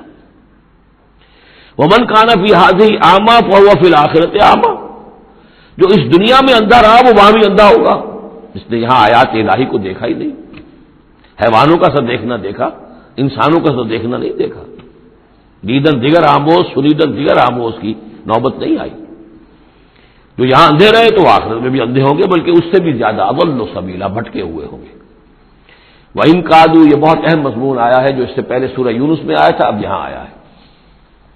وَإِن كَادُوا لَيَفْتِنُونَكَ عَنِ الَّذِي أَوْحَيْنَا إِلَيْكَ لِتَفْتَرِيَ عَلَيْنَا غَيْرَهُ، اور اے نبی یہ لوگ تو تلے ہوئے ہیں اس بات پر کہ آپ کو بچلا دیں، فتنے میں ڈال دیں اس چیز کے بارے میں جو ہم نے آپ کی طرف وحی کی ہے، تاکہ آپ کوئی اور شے گھڑ کر ہماری طرف، اس قرآن کے سوا کوئی شے گھڑ کر ہماری طرف منسوب کر دیں. سورہ یونس میں آیا تھا کہ انہوں نے کہا کہ قرآن غیر ھذا او بدل ہو، اے نبی اے محمد یہ قرآن بہت ریجڈ ہے، ان کمپرومائزنگ ہے، اس کو تو ہم قبول نہیں کر سکتے، ناٹ ایکسیپٹیبل. ہاں کچھ اس میں ترمیم کرو، کچھ کو بدل دو، کچھ نرمی کرو، کچھ ہماری بات مانو، کچھ اپنی بنواؤ، وہی دباؤ۔ اور آپ اندازہ کر لیجیے جو میں آپ کو واقعہ سنا چکا ہوں کہ کس طریقے سے عوام کے اوپر ان لیڈروں نے اپنا اثر قائم کر لیا تھا۔ وہ لوگ سمجھتے تھے کہ ٹھیک تو کہہ رہے ہیں، یہ بھائی رسالت کا دعویٰ کر رہے ہیں تو اس معجزہ دکھائیں۔ ادھر یہ ہے کہ اللہ تعالیٰ کا فیصلہ یہ کہ معجزہ نہیں دکھائیں گے۔ ان کان کبر علیک اعراضهم فان استطاعت ان تبتغي نفقا في الارض او سلما في السماء فتاتيهم بآية، اگر آپ کے اندر طاقت ہے تو لے آئیے کہیں سے معجزہ، کوئی آسمان پہ سیڑھی لگائیں یا زمین میں سرنگ لگا لیں، لے آئیے اس معجزہ، ہم تو نہیں دکھائیں گے۔ تو کس قدر دباؤ تھا حضور پر صلی اللہ علیہ وسلم۔ اس دباؤ میں اس کا بھی اضافہ ہے کہ کہتے اچھا ٹھیک ہے محمد ہم بات مان لیں گے، آپ کی ذرا یہ اس کے اندر ترمیم کیجیے، ایت بقرآن غیر ھذا او بدل، وہی بات یہاں ہے۔ وَإِن كَادُوا لَيَفْتِنُونَكَ عَنِ الَّذِي أَوْحَيْنَا إِلَيْكَ لِتَفْتَرِيَ عَلَيْنَا غَيْرَهُ، یہ تلے ہوئے ہیں کہ آپ کو بچلا دیں گے اس چیز سے اور منحرف کر دیں گے کہ جو ہم نے آپ کی طرف وحی کی ہے، تاکہ کچھ اور چیز گھڑ کر آپ ہماری طرف منسوب کر دیں۔ وَإِذًا لَاتَّخَذُوكَ خَلِيلًا، اور پھر یہ آپ کو اپنا دوست بنا لیں گے۔ دوست کیا، وہ تو بادشاہ بنانے کو تیار تھے، ہم آپ کو بادشاہ بنانے کو تیار ہیں۔ وَلَوْلَا أَن ثَبَّتْنَاكَ، بہت اہم آیت ہے یہ، اور اگر ہم نے ہی نہ آپ کے پاؤں جما دیے ہوتے۔ دیکھیے محمد رسول اللہ کی بات ہو رہی ہے، آسان نہیں ہے، دباؤ، اس پورے پریشرز جو چاروں طرف سے پڑ رہے تھے۔ اللہ فرماتے ہیں وَلَوْلَا أَن ثَبَّتْنَاكَ، اگر ہم نے آپ کے قدم نہ جما دیے ہوتے، لَقَدْ كِدتَّ تَرْكَنُ إِلَيْهِمْ شَيْئًا قَلِيلًا، تو عین ممکن تھا کہ آپ کچھ نہ کچھ ان کی طرف مائل ہو ہی جاتے، جھک ہی جاتے، دباؤ اتنا شدید تھا۔ لولا ان ثبتناک، بالکل ویسے ہی جیسے کہ حضرت یوسف کے بارے میں فرمایا وَلَقَدْ هَمَّتْ بِهِ وَهَمَّ بِهَا لَوْلَا أَن رَأَىٰ بُرْهَانَ رَبِّهِ، اس عزیز کی بیوی نے تو قصد کیا ہی تھا، یوسف بھی کرتا اگر اللہ کی ایک برہان نہ دیکھ لیتا، اس کا امکان موجود تھا کہ بربنائے تب بشری، وہی معاملہ یہاں۔ وَلَوْلَا أَن ثَبَّتْنَاكَ، اگر ہم نے آپ کے پاؤں نہ جما دیے ہوتے، آپ کے دل کو جما نہ دیا ہوتا، آپ کو ثبات عطا نہ کر دیا ہوتا، لَقَدْ كِدتَّ، آپ تو قریب ہو گئے تھے، تَرْكَنُ إِلَيْهِمْ کہ کچھ شَيْئًا قَلِيلًا ان کی طرف جھک جائے۔ اِذًا لَأَذَقْنَاكَ ضِعْفَ الْحَيَاةِ وَضِعْفَ الْمَمَاتِ، اگر ایسا ہو جاتا تو ہم آپ کو دگنی سزا دیتے دنیا کی اور دگنی سزا دیتے آخرت کی۔ الرب رب وإن تنزل والعبد عبد وإن ترقى ثم لا تجد لك علينا نصيرا، پھر نہ پاتے آپ اپنے لیے ہمارے مقابلے میں کوئی مددگار، آپ کو چھڑانے والا کوئی نہ ہوتا۔ میں ترجمہ وہی کر رہا ہوں کہ جو قرآن کے الفاظ ہیں، لیکن مفہوم سمجھ لیجیے، یہ سختی اصل میں حضور کی طرف نہیں ہے، بظاہر خطاب حضور کی طرف ہے، عتاب جو ہے خطاب حضور کی طرف، عتاب ہو رہا ہے ان پر جو دباؤ ڈال رہے ہیں کہ بدبختو ہمارے نبی کے لیے یہ بالکل ممکن نہیں ہے، یہ ہرگز نہیں کریں گے۔ وَإِن كَادُوا لَيَسْتَفِزُّونَكَ مِنَ الْأَرْضِ لِيُخْرِجُوكَ مِنْهَا، اور یہ تلے ہوئے اس بات پر کہ آپ کے قدم اکھاڑ دیں اس سرزمین سے، مکے سے، تاکہ یہاں سے نکال باہر کریں آپ کو، لِيُخْرِجُوكَ مِنْهَا، یہ گویا کہ بالکل آخری وقت ہے اب مکی دور کا کہ جس میں کہ وہ کشاکش انتہا کو پہنچ چکی تھی۔ وَإِذًا لَّا يَلْبَسُونَ خِلَافَكَ إِلَّا قَلِيلًا، لیکن ساتھ ہی پیشن گوئی بھی ہے کہ ٹھیک ہے یہ تو نہیں کہا کہ یہ آپ کو نکال نہیں پائیں گے، اس کی نفی نہیں کی، لیکن یہ کہ پھر یہ بھی یہاں پر زیادہ دیر رہ نہیں سکیں گے، یعنی یہ کہ چند سال کی بات یہ ہے نا، 8 سال کے بعد، بلکہ بڑے بڑے سردار تو ان کے جو ہے 2 سال کے بعد ہی وہ بدر کے اندر جا کر کھیت رہے، ابو جہل کہاں رہا، عقبہ ابن ابی معیط کہاں رہا، سب ختم، بڑے بڑے سب کے سب سردار جو تھے جو غادری سب ختم ہو گئے۔ وَإِن كَادُوا لَيَسْتَفِزُّونَكَ مِنَ الْأَرْضِ، جیسے وہ پاؤں ڈگمگاتے ہیں، لڑکھڑاتے ہیں مرغی کے نوزائیدہ، اس بکری کے نوزائیدہ بچے کے، یہ چاہتے ہیں کہ آپ کے قدموں کو یہاں سے ہلا دیں۔ لا يَسْتَفِزُّونَكَ مِنَ الْأَرْضِ لِيُخْرِجُوكَ مِنْهَا، تاکہ وہ یہاں سے نکال دیں آپ کو۔ وَإِذًا لَّا يَلْبَسُونَ خِلَافَكَ إِلَّا قَلِيلًا، اس صورت میں خود یہ بھی پھر یہاں پر زیادہ دیر نہیں رہ سکیں گے سوائے تھوڑا سا عرصہ۔ سنت من قد ارسلنا قبلک من رسلنا، اور یہ طریقہ رہا ہے، ہم نے آپ سے پہلے جتنے رسولوں کو بھیجا ان کے باب میں ہمارا یہی قانون رہا ہے کہ نبی جب ہجرت کر جاتا ہے تو پھر گویا کہ امان اٹھ جاتی ہے، پھر اس قوم کے اوپر عذاب آتا ہے۔ ولا تجد لسنتنا تحویلا، اور آپ ہماری اس سنت اور قانون اور قاعدے میں اور ضابطے میں کوئی تبدیلی نہیں پائیں گے۔ اقم الصلاۃ لدلوک الشمس الی غسق اللیل وقرآن الفجر، نماز کو قائم رکھیے سورج کے ذرا ڈھلنے سے لے کر رات کے تاریک ہو جانے تک۔ یہ اصل میں 5 وقتہ نماز کا اب نظام یہاں آ رہا ہے، اس طریقے سے نہیں دیا گیا لیکن اب نظام بتا دیا گیا ہے۔ وہ تو حضرت جبرائیل نے بتایا، وہ معاملہ بالکل دوسرا ہے، لیکن یہ کہ سورج ڈھلتا ہے، جیسے نصف النہار ہے، اس سے ذرا سورج جو ہے مغرب کی طرف گیا، ظہر، تھوڑی دیر بعد عصر، تھوڑی دیر بعد مغرب، پھر رات تاریک ہو گئی، عشاء، 4 نمازیں ہیں۔ اور سردیوں کے موسم میں تو لگتا ہے کہ پے بپے تابڑ توڑ آ رہی ہے، جو نماز مسجد میں پڑھتے ہیں وہ تو گئے اور آئے اور گئے اور آئے، تو گویا کہ نماز کھڑی ہے، مسلسل قائم رکھو نماز کو سورج کے ڈھلنے سے لے کر اور رات کے تاریک ہو جانے تک، وقرآن الفجر۔ اور اب ایک اور نماز رہ گئی اور وہ ہے فجر کی، اور اسے تعبیر کیا قرآن الفجر، اس لیے کہ اس میں طویل قرات ہونی چاہیے، قرآن کا پڑھا جانا فجر کے وقت۔ ان قرآن الفجر کان مشہودا، اس لیے کہ یہ فجر کے وقت قرآن کا پڑھا جانا جو ہے یہ مشہود ہے، یعنی اس میں ایک تو یہ کہ حضور قلب ہوتا ہے انسان کا، سو کر اٹھا ہے آدمی، تر و تازہ ہے، حواس جو ہے تازہ ہیں، کوئی تکدر نہیں ہے، کوئی تکان نہیں ہے، تو ایک تو حضور قلب ہے، اور ایک یہ ہے کہ فرشتے بھی عصر اور فجر کے وقت جو ہے ان کی شفٹیں چینج ہوتی ہیں، یہ دونوں نمازوں میں یہ جو ہیں دونوں شفٹوں والے موجود ہوتے ہیں، رات والے آتے ہیں عصر کے وقت اور دن والوں کی چھٹی ہوتی ہے، اور فجر میں یہ ہے کہ رات والوں کی چھٹی ہونے والی ہے اور دن والے آ کر چارج لیتے ہیں، تو فرشتوں کی حاضری کا وقت ہے۔ وَمِنَ اللَّيْلِ فَتَهَجَّدْ بِهِ، اور نماز کے ایک حصے میں سے آپ جاگیے اس قرآن کے ساتھ، بہی کو یہاں نوٹ کیجئے، جیسے سورہ انعام میں نے بار بار نوٹ کرایا تھا، انذر بہی ذکر بہی، تبشیر ہو اس قرآن کے ذریعے سے، تذکیر اس قرآن کے ذریعے سے، انذار اس قرآن کے ذریعے سے، تو تہجد جو ہے جاگنا قرآن کے ساتھ جاگنا ہے۔ اب ہمارے ہاں کیونکہ قرآن لوگوں کو یاد نہیں ہوتا تو جو پڑھتے بھی ہیں تہجد وہ تو 8 رکعتیں جیسے تیسے جو قل هو اللہ کے ساتھ پڑھ کر پھر بیٹھ کر کوئی مراقبہ کر لیا، کوئی اور ذکر کر لیا، وہ اصل تہجد وہ نہیں، اصل تہجد یہ ہے طویل قرات رات کو کھڑے ہو کر کی جائے، نافلۃ لک، یہ اضافی شے ہے اے نبی آپ کے لیے۔ عسیٰ ان یبعثک ربک مقام محمودا، امید ہے کہ آپ کا رب آپ کو مقام محمود پر فائز کرے گا۔ یہ مقام محمود کو بہت بلند مقام ہے میدان حشر میں اور پھر جنت میں، جس کی حقیقت کو ہم اس وقت نہیں جان سکتے۔ وقل رب ادخلنی مدخل صدق واخرجنی مخرج صدق، اب یہ ہجرت کا حکم ہے جو حضور کو دیا جا رہا ہے، یعنی جب آیا ہے حکم، اجازت آئی ہے، تو ساتھ ہی یہ دعا بھی تلقین کر دی گئی، اور یہ کہیے اے رب میرے مجھے داخل فرما جہاں تو نے مجھے داخل کرنا ہے، یعنی یثرب میں، مدینہ منورہ میں، اس وقت تک اس کا نام یثرب تھا، تو میرا داخلہ جو ہے سچا داخلہ ہو، عزت کے ساتھ داخلہ ہو، اعزاز کے ساتھ داخلہ ہو، مبوع صدق جیسے سورہ یونس میں آیا تھا، واخرجنی مخرج صدق، اور یہاں مکے سے مجھے نکال، تو یہاں سے نکال باعزت طریقے پر، واجعل لی من لدنک سلطانا نصیرا، اور اب پھر آپ اپنے خزانہ فیض اور فضل سے مجھے سند عطا کیجئے، اختیار عطا کیجئے، حکومت کی طاقت عطا کیجئے، یعنی اب جو نیا دور آ رہا تھا، جو آپ جا رہے تھے مدینہ منورہ، تو اصل میں گویا کہ آپ کا استقبال تو وہاں ایسے ہونے والا تھا جیسے بادشاہ کا استقبال ہوتا، جاتے ہی وہاں آپ کو وہ حیثیت حاصل ہو گئی کہ اوس اور خزرج کے دونوں قبیلے جو ہیں انہوں نے گویا کہ آپ کو اپنا حاکم تسلیم کر لیا ایک معنی میں، اور یہودیوں کے تینوں قبیلوں سے آپ نے جو ہے جا کر معاہدے کر لیے، تو آپ تو فوری طور پر بے تاج بادشاہ ہو گئے۔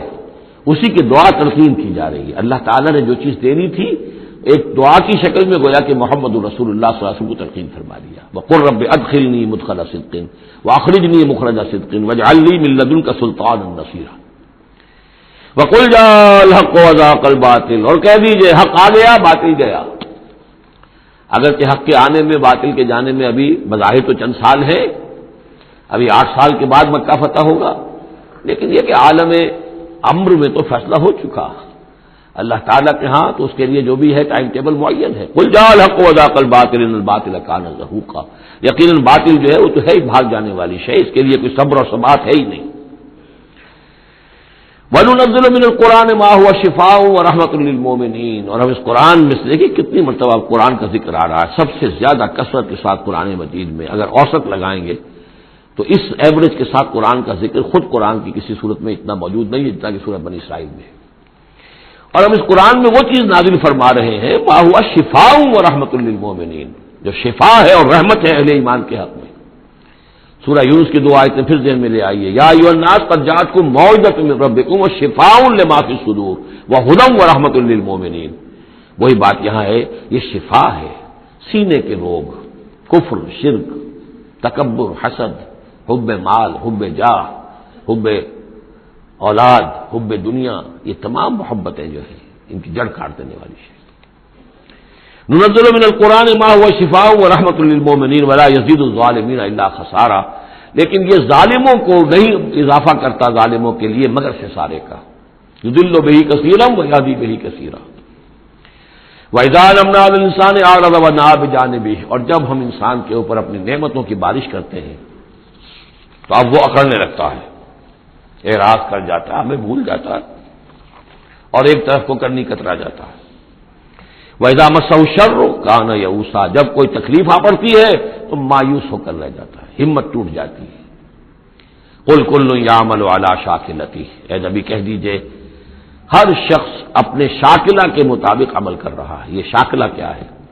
اس سے پہلے میں شاید بیان کر چکا ہوں، لا یکلف اللہ نفسا الا وسعها کے ذیل میں کہ اللہ تعالیٰ نے ہر انسان کی ایک شخصیت کے کچھ حدود ہیں جو معین کی ہوئی ہیں، ان حدود سے وہ تجاوز نہیں کر سکتا، اس کا سارا امتحان انہی حدود کے اندر ہے۔ جو جینز مجھے ملے ہیں، جو جینز آپ کو ملے ہیں، ظاہر بات ہے میرا چوائس نہیں ہے، they are given for me, آپ کے لیے بھی گیون ہے۔ ان میں کیا صلاحیتیں ہیں، کون سی چیز زیادہ ہے کون سی کم ہے، اللہ جانتا۔ پھر یہ کہ جس ماحول میں مجھے پیدا کیا، جس میں آپ کو پیدا کیا، جو حالات میرے تھے جو آپ کے تھے وہ بھی اللہ تعالیٰ کی طرف سے دیے ہوئے تھے۔ ان دونوں چیزوں سے جو شے وجود میں آتی ہے وہ شاکلہ ہے، وہ پیٹرن ہے۔ جیسے کہ آپ کو کوئی دھات جس سے کوئی شے ڈھال کر بنانی ہے تو پہلے اس کا سانچہ بناتے ہیں، اس سانچے میں پھر اس دھات کو اس کو میلٹ کر کے جب اس کو پگھلا کر ڈالتے ہیں تو اسی کی شکل اختیار کر لیتی ہے، تو یہ پیٹرن ہے۔ اب اس کے اندر آدمی نیکی کے لیے، بدی کے لیے، جو بھی کرتا ہے بھلائی کے لیے اچھائی، اس پیٹرن کے اندر اندر کرے گا، اس سے آگے نہیں جا سکتا، جس کو آپ انگریزی میں کہتے ہیں one can not outgrow his skin. کتنا ہی آپ پھیل جائیں، موٹے ہو جائیں، وہ کھال اور پھیل جائے گی، کھال سے باہر تو نہیں نکل سکیں گے، کتنے ہی آپ فرما ہو جائیں۔ تو یہ شاکلہ ہے، اس شاکلہ کے اندر اندر آپ کو کام کرنا ہے۔ اللہ جانتا ہے کہ اس نے شاکلہ کون سا دیا تھا آپ کو، اس کے حساب سے، اس کی مناسبت سے حساب لے گا آپ سے، لا یکلف اللہ نفسا الا وسعها۔ فربکم اعلم بمن هو اهدی سبیلا، اسی کو حضور نے بیان فرمایا کہ الناس کالمعادن، معدنیات کی طرح ہے، جیسے سونے کی اور ہے اور چاندی کی اور ہے۔ تو تیرا رب خوب جانتا ہے کہ کون ہے وہ کہ جو زیادہ ہدایت پر ہے، راستے کے اعتبار سے۔ وَيَسْأَلُونَكَ عَنِ الرُّوحِ، یہ ان تین سوالوں میں سے ایک تھا کہ جو پوچھے گئے تھے حضور سے امتحاناً۔ جیسے پہلے ایک سوال کیا گیا تھا کہ یہ بنی اسرائیل مصر کیسے پہنچ گئے، کیا ماجرا تھا ان کے پہنچنے کا، ایسے یہ تین سوال ایک مرتبہ انہوں نے پوچھوائے تھے یہودیوں نے، یہود کے علماء نے۔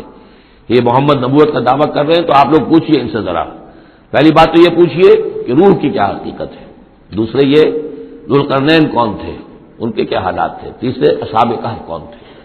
تو اصحاب کہف اور ذوالقرنین کے سوالوں کا جواب سورہ کہف میں ہے جو اگلی سورت ہے۔ روح کے بارے میں یہاں مختصر جواب دیا جا رہا ہے۔ یہ یسألونک عن الروح، یہ آپ سے روح کے بارے میں پوچھ رہے، قل الروح من امر ربی وما اوتیت من العلم الا قلیلا، یہ آپ کے رب کے امر میں سے ہے، یہ عالم امر کی شے ہے، اور نہیں دیا گیا تمہیں علم میں سے مگر تھوڑا سا۔ عالم امر کا علم تم حاصل نہیں کر سکتے، تمہارے لیے سارا علم جو ہے وہ عالم خلق کا علم ہے، تمہاری یہ ساری جو ان السمع والبصر والفؤاد، اس کی رسائی جو ہے وہ عالم خلق تک ہوگی، اس سے آگے نہیں۔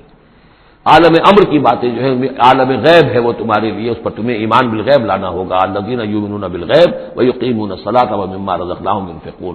ہاں یہ جان لو کہ یہ اس عالم خلق کی شے نہیں ہے، یہ روح جو ہے کچھ اور شے کہیں اور سے آئی ہے، یہ عالم امر کی شے ہے۔ عالم امر جیسا کہ میں نے عرض کیا، یا فرشتے عالم امر سے متعلق ہیں یا ارواح انسانیہ، یا ان کی کمیونیکیشن جو ہوتی ہے، فرشتہ جب بات کرتا ہے تو وہ روح جس کو ہم کہتے ہیں وحی، وہ بھی روح ہے۔ تو یہ تین چیزیں ہیں کہ جن کا تعلق عالم امر سے ہے، اور روح انسانی بھی انہیں میں شامل ہے۔ وَلَئِن شِئْنَا لَنَذْهَبَنَّ بِالَّذِي أَوْحَيْنَا إِلَيْكَ ثُمَّ لَا تَجِدُ لَكَ بِهِ عَلَيْنَا وَكِيلًا إِلَّا رَحْمَةً مِّن رَّبِّكَ إِنَّ فَضْلَهُ كَانَ عَلَيْكَ كَبِيرًا۔ اور اے نبی اگر ہم چاہیں تو جو چیز ہم نے آپ کی جانب وحی کی ہے، یعنی یہ قرآن حکیم، اسے ہم آپ سے سلب کر لیں، لے جائیں، آپ کے سینے سے محو کر دیں اسے۔ خطاب بظاہر حضور سے ہے، اصل میں یہ لوگوں کو بتایا جا رہا ہے کہ ان کا جو مقام ہے، یہ خود بھی کہتے ہیں کہ میں انسان ہوں، مجھ پر اللہ کی طرف سے وحی آئی ہے، میں نے کوئی دعویٰ نہیں کیا، نہ خدائی کا دعویٰ کیا ہے، نہ میں نے یہ کہا ہے کہ میں فرشتہ ہوں، یہ اللہ کی دین ہے، اللہ کی عطا ہے جو وحی انہیں عطا ہوئی ہے۔ تو گویا کہ اسی بات کو مؤکد کرنے کا یہ ایک اسلوب ہے، ہم چاہیں تو جو چیز ہم نے انہیں دی ہے جب چاہیں سب کر سکتے ہیں۔ ثم لا تجد لک بہ علینا وکیلا، اور پھر آپ نہ پائیں گے اپنے پاس کوئی ایسی ہستی کہ جو دوبارہ آپ کو وہ حاصل کروا دے، الا رحمۃ من ربک، اگر نہ ہوتی رحمت آپ کے رب کی طرف سے، یعنی آپ کی طرف سے رحمت، رب کی طرف سے رحمت آپ پر ہے، اس کے ہونے کا کوئی امکان نہیں ہے، لیکن یہ کہ اصولی اعتبار سے سمجھ لیجئے کہ نہ یہ وحی جو ہے یہ آپ کی اپنی خود ساختہ ہے، نہ آپ اس کو اپنے پاس برقرار رکھنے پر خود قادر ہیں، اللہ نے عطا کی ہے اور اللہ تعالیٰ ہی اسے آپ کے سینے میں جمع کرے گا اور محفوظ رکھے گا۔ ان فضلہ کان علیک کبیرہ، اس میں کوئی شک نہیں کہ اللہ کا آپ پر جو فضل ہے وہ بہت بڑا ہے۔ اب یہ آ رہی ہے وہی جو تحدی اور چیلنج جو ہے کہ پوری کتاب کا مطالبہ شروع میں کیا گیا کہ لائیے، پوری کتاب لائیے، قرآن جیسی کتاب بنا کر لائیے۔ قل لئن اجتمعت الانس والجن علی ان یاتوا بمثل ھذا القرآن، کہہ دیجئے کہ اگر تمام انسان اور جن جمع ہو کر کوشش کریں کہ اس قرآن جیسی کوئی کتاب تصنیف کر لیں، لا یاتون بمثلہ ولو کان بعضهم لبعض ظہیرا، نہیں لا سکیں گے اس جیسی کتاب، تصنیف نہیں کر سکیں گے، خواہ وہ ایک دوسرے کی کتنی ہی مدد کر لیں۔ وَلَقَدْ صَرَّفْنَا لِلنَّاسِ فِي هَذَا الْقُرْآنِ مِنْ كُلِّ مَثَلٍ، اور ہم نے تو قرآن میں، اس قرآن میں لوگوں کے لیے، ان کی ہدایت کے لیے، ان کی سبق آموزی کے لیے ہر مثال بیان کر دی ہے۔ فَأَبَىٰ أَكْثَرُ النَّاسِ إِلَّا كُفُورًا، لیکن اکثر لوگ جو ہیں وہ انکاری ہی ہیں اور وہ اڑے ہوئے ہیں کفران نعمت پر۔ وَقَالُوا لَن نُّؤْمِنَ لَكَ، اب یہ آ گئی تفصیل، وہ جو معجزے مانگتے تھے، وہ کہتے ہیں ہم ہرگز نہیں مانیں گے آپ کو، آپ کی تصدیق نہیں کریں گے، حتیٰ تفجر لنا من الارض ينبوعا، یہاں تک کہ آپ اسی سرزمین مکہ میں ہمارے دیکھتے دیکھتے ایک چشمہ نکال دیں، او تکون لک جنۃ من نخیل، یا آپ کے لیے یہاں ایک باغ بن جائے، پیدا ہو جائے جو کھجوروں کا باغ ہو، وعنب، اور اس میں انگوروں کی بھی بیلیں ہوں، فتفجر الانہار خلالها تفجیرا، اور اس باغ کے اندر جو ہے آپ نہریں بھی جاری کر کے دکھا دیں، اور تسقط السماء کما زعمت علینا کسفا، یا یہ کہ پھر جیسے آپ کا خیال ہے کہ قیامت کی جو خبریں دے رہی ہیں کہ قیامت کے وقت جو ہے وہ آسمان جو ہے اس طرح ہو جائے گا اور پہاڑ جو ہے اس طرح ہو جائیں گے، تو آپ کا خیال ہے تو پھر آسمان کا کوئی ٹکڑا ہم پر گرا کر دکھا دیے، تسقط السماء کما زعمت علینا کسفا، کہ یہ آسمان جو ہے ٹکڑے ٹکڑے ہو کر ہم پر گر جائے، اور تاتیہ باللہ والملائکۃ قبیلا، یا پھر یہ کہ آپ اللہ کو اور فرشتوں کو لے آئیے ہمارے سامنے،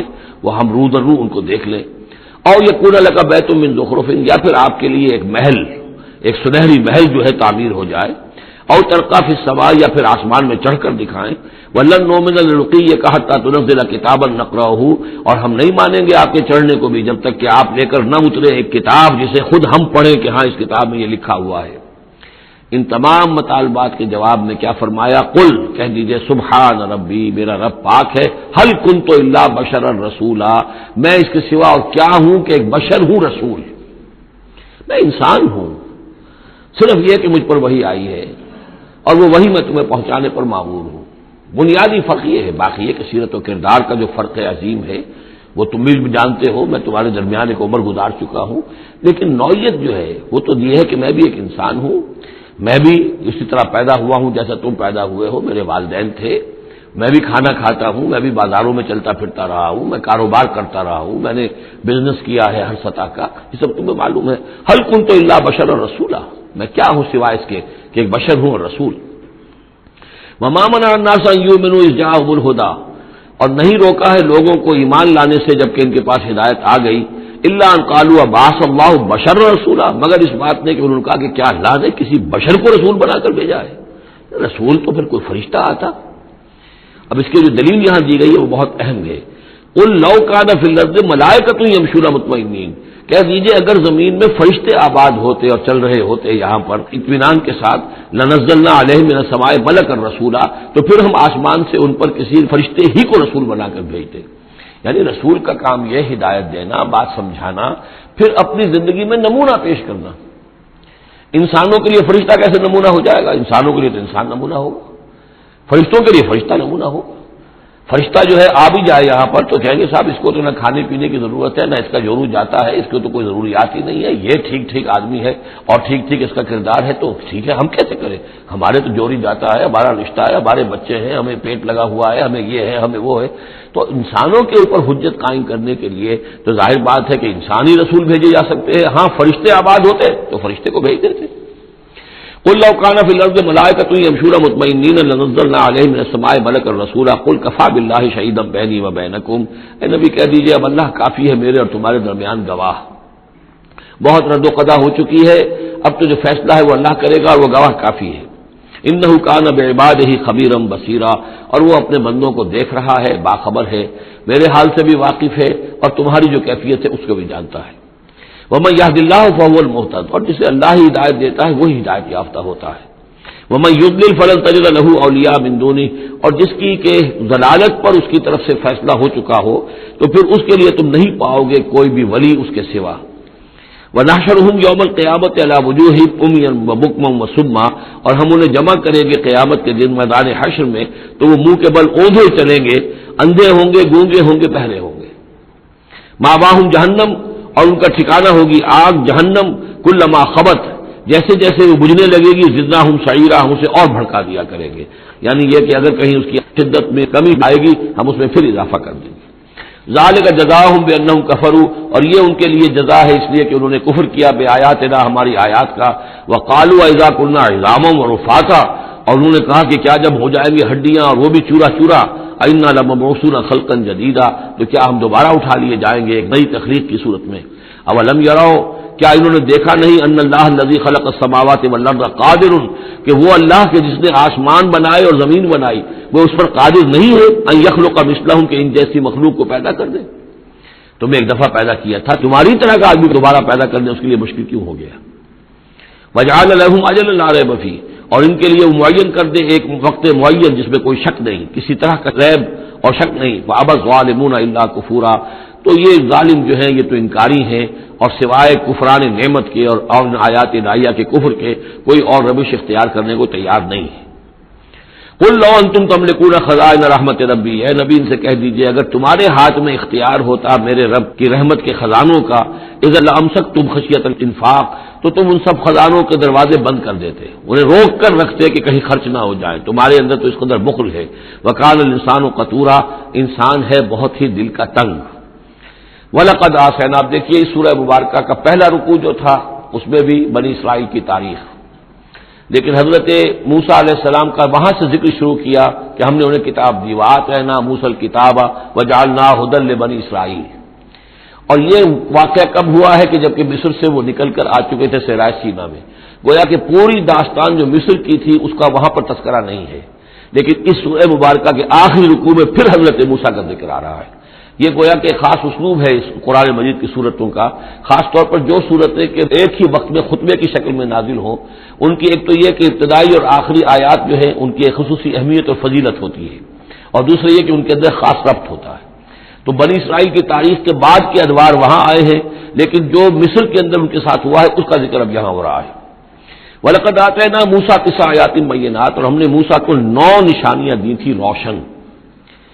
2 نشانیاں تو وہ تھیں کہ جو وہ اولین مرحلے پر اللہ تعالیٰ نے ان کو دی تھی، یعنی یہ کہ ایک عصا جو کہ وہ سانپ بن جاتا تھا یا اژدہا بن جاتا تھا، اور دوسرے ان کا وہ ہاتھ کے جو چمکنے لگتا تھا۔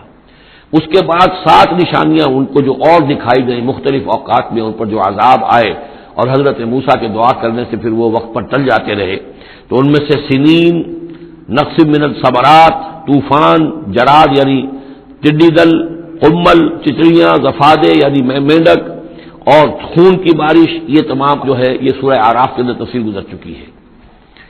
لقد آتینا موسیٰ 9 آیات بینات فصل بنی اسرائیل اذ جاءہم، تو ذرا پوچھ لو ان بنی اسرائیل سے کہ جب موسیٰ ان کے پاس آئے، فقال له فرعون، تو فرعون نے ان سے کہا انی لاظنک یا موسیٰ مسحورا، کہ میں تو یہ سمجھتا ہوں کہ اے موسیٰ تم پر کوئی جادو ہو گیا ہے۔ اب دیکھیے یہی لفظ آیا یہاں پر جو حضور کے بارے میں صورت میں آیا ہے، ان تتبعون الا رجلا مسحورا، تم نہیں پیروی کر رہے ہو مگر ایک ایسے شخص کی جس کے اوپر سحر ہو گیا ہے۔ یہی بات کہی گئی تھی حضرت موسیٰ علیہ السلام سے۔ فرعون نے کہا انی لاظنک یا فرعون مسحورا، اے فرعون میں تو یہ سمجھتا ہوں کہ تم پر جادو ہو گیا ہے۔ قال لقد علمت ما انزل هؤلاء الا رب السماوات والارض، اب ظاہر بات ہے کہ یہ حضرت موسیٰ علیہ السلام ہے، ویسے بھی جلالی مزاج تھا ان کا، پھر یہ فرعون جس سے یہ مکالمہ ہو رہا ہے ان کے چھوٹے بھائی کے مانند بھی تھا، تو اس سے اسی انداز میں بات کر رہے ہیں، اس میں تنتنا وہی ہے۔ لقد علمتا، تجھے خوب معلوم ہے، ما انزل ہؤلاء، نہیں اتارا ہے نشانیوں کو، الا رب السماوات والارض، مگر اسی نے کہ جو آسمانوں اور زمین کا مالک ہے، بصائر، سجھانے کے لیے، دکھانے کے لیے، تمہاری آنکھیں کھولنے کے لیے۔ وانی لاظنک یا فرعون مسبورا، اور اے فرعون تو سمجھتا ہے کہ مجھ پر جادو ہو گیا ہے، اب میں یہ سمجھتا ہوں کہ تو تباہی اور ہلاکت کے کنارے تک پہنچ چکا ہے، اب تیری بربادی اور تیری ہلاکت یقینی ہے۔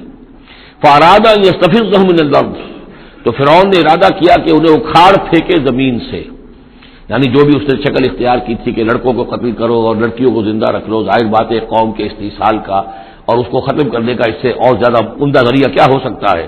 فاغرقناہ ومن معہ جمیعا، تو غرق کر دیا ہم نے اس کو اور اس کے جتنے بھی لوگ اس کے ساتھ تھے ان سب کو۔ وقلنا من بعدہ لبنی اسرائیل اسکنوا الارض، اور پھر ہم نے کہہ دیا بنی اسرائیل سے اس کے بعد کہ اب زمین میں تم آباد ہو جاؤ۔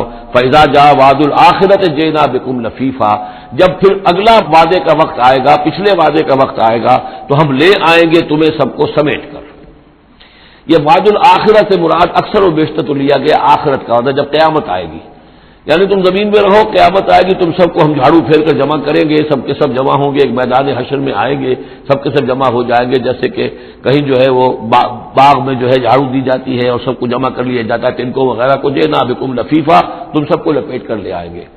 لیکن میرا گمان یہ ہے کہ اس کے اندر اشارہ ہے اس بات کی طرف کہ جو ڈائسپورا کا پیریڈ جو چل رہا تھا بنی اسرائیل کی تاریخ کا، جو شروع ہوئے حضور کی بعثت کے وقت جو ہے 500 برس ہو چکے تھے، اور جب یہ صورت نازل ہو رہی ہے تو گویا کہ 550 برس ہو چکے تھے ان کے ڈائسپورا کو، اس لیے کہ 40 برس کی عمر میں تو حضور پر وحی شروع ہوئی ہے اور کم سے کم 10-12 سال اور بیت چکے ہیں۔ 550 برس سے وہ نکال دیے گئے تھے سرزمین فلسطین سے، اور وہ منتشر ہو گئے تھے پوری زمین میں، کوئی کہیں کوئی کہیں کوئی کہیں، لیکن اشارہ کیا جا رہا ہے کہ جب آخرت کا وقت قریب آئے گا تو تم سب کو سمیٹ کر لے آئیں گے، جیسے کہ آج ان کو جھاڑو پھیر کر پوری دنیا میں یہودیوں کو فلسطین میں جمع کیا جا رہا ہے۔ اس لیے کہ ان کا جو آخری جو انجام ہے، جس سزا کے یہ مستحق ہو چکے تھے حضرت مسیح علیہ السلام کو رد کر کے، اور جس سزا کی مزید توثیق ہو گئی جبکہ انہوں نے حضور پر بھی ایمان لانے سے انکار کر دیا، تو اب یہ کنڈمڈ پرزنرز کے مانند ہے کہ اب ان کی سزا تو ہو چکی ہے لیکن اس کی ایگزیکیوشن ابھی باقی ہے۔ وہ ایگزیکیوشن جو ہے قریب وہ وقت آنے والا ہے کہ جب ان کی ایگزیکیوشن ہوگی، اور ظاہر بات ہے پوری دنیا میں پھیلے ہوئے کے لیے وہ ایگزیکیوشن جو ہے اس کے بجائے بہتر شکل یہ کہ ان کو سمیٹ کر لے آیا جائے۔ تو در حقیقت یہ گریٹر اسرائیل کا قیام جو بھی ہو رہا ہے، اسرائیل تو قائم ہو گیا ہے اور عین ممکن ہے کہ گریٹر اسرائیل بھی قائم ہو جائے جیسا کہ ان کا نقشہ ہے، لیکن یہ کہ وہ ان کا گریٹر گریو یارڈ بنے گا، پھر بالآخر حضرت مسیح ہی زمین پر دوبارہ نازل کیے جائیں گے اور انہی کے ذریعے سے اس قوم کی ہلاکت ہوگی آخری۔ تو جب وہ وقت آئے گا قیامت کے وعدے کا تو پھر ہم تمہیں لے آئیں گے سمیٹ کر، پوری دنیا میں سے جھاڑو پھیر کر تمہیں سب کو ایک جگہ جمع کر لیں گے۔ واللہ عالم۔ اب اس کے بعد پھر اس سورہ مبارکہ کی آخری آیات میں قرآن مجید کا تذکرہ جو ہے بڑے شاندار الفاظ میں ہے، وَبِالْحَقِّ أَنزَلْنَاهُ وَبِالْحَقِّ نَزَلَ۔ اس کو تو جب تک اس طرح زور دے کر نہ پڑھا جائے تو اس کا جو اصل جو ہے اس کا اثر وہ ظاہر نہیں ہوتا۔ اس قرآن کو ہم نے حق کے ساتھ نازل کیا ہے اور یہ حق کے ساتھ نازل ہوا ہے۔ یہ بالکل ایسے ہی ہے جیسے کہ سورۃ طارق میں ہے، وما هو بالهزل انه لقول فصل وما هو بالهزل۔ یہ قرآن اب قول فیصل بن کر نازل ہوا ہے، جیسے کہ حضور نے فرمایا، حضرت عمر رضی اللہ تعالیٰ عنہ راوی ہے، ان اللہ یرفع بهذا الكتاب اقواما ويضع به آخرین۔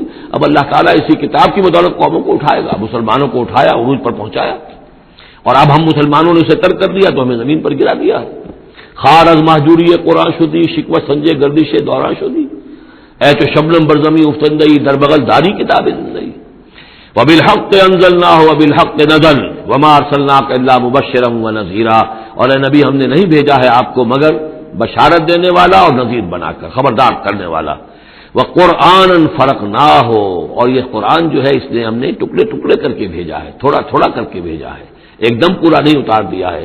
لتقرأوا علی الناس علی مکث، تاکہ آپ یہ پڑھیں لوگوں پر، لوگوں کو سنائیں پڑھ کر، ٹھہر ٹھہر کر، حالات کے مطابق، جن حالات سے کہ آپ کی دعوت اور تحریک گزر رہی ہو اسی کی مناسبت سے آیات نازل ہوں۔ سابقہ رسولوں کے حالات میں سے بھی جو واقعات کے اس دور کے ساتھ مناسبت رکھنے والے ہیں انہی کا تذکرہ کیا جائے. وَنَزَّلْنَاهُ تَنزِيلًا، اور ہم نے اس کو اتارا ہے تھوڑا تھوڑا کر کے.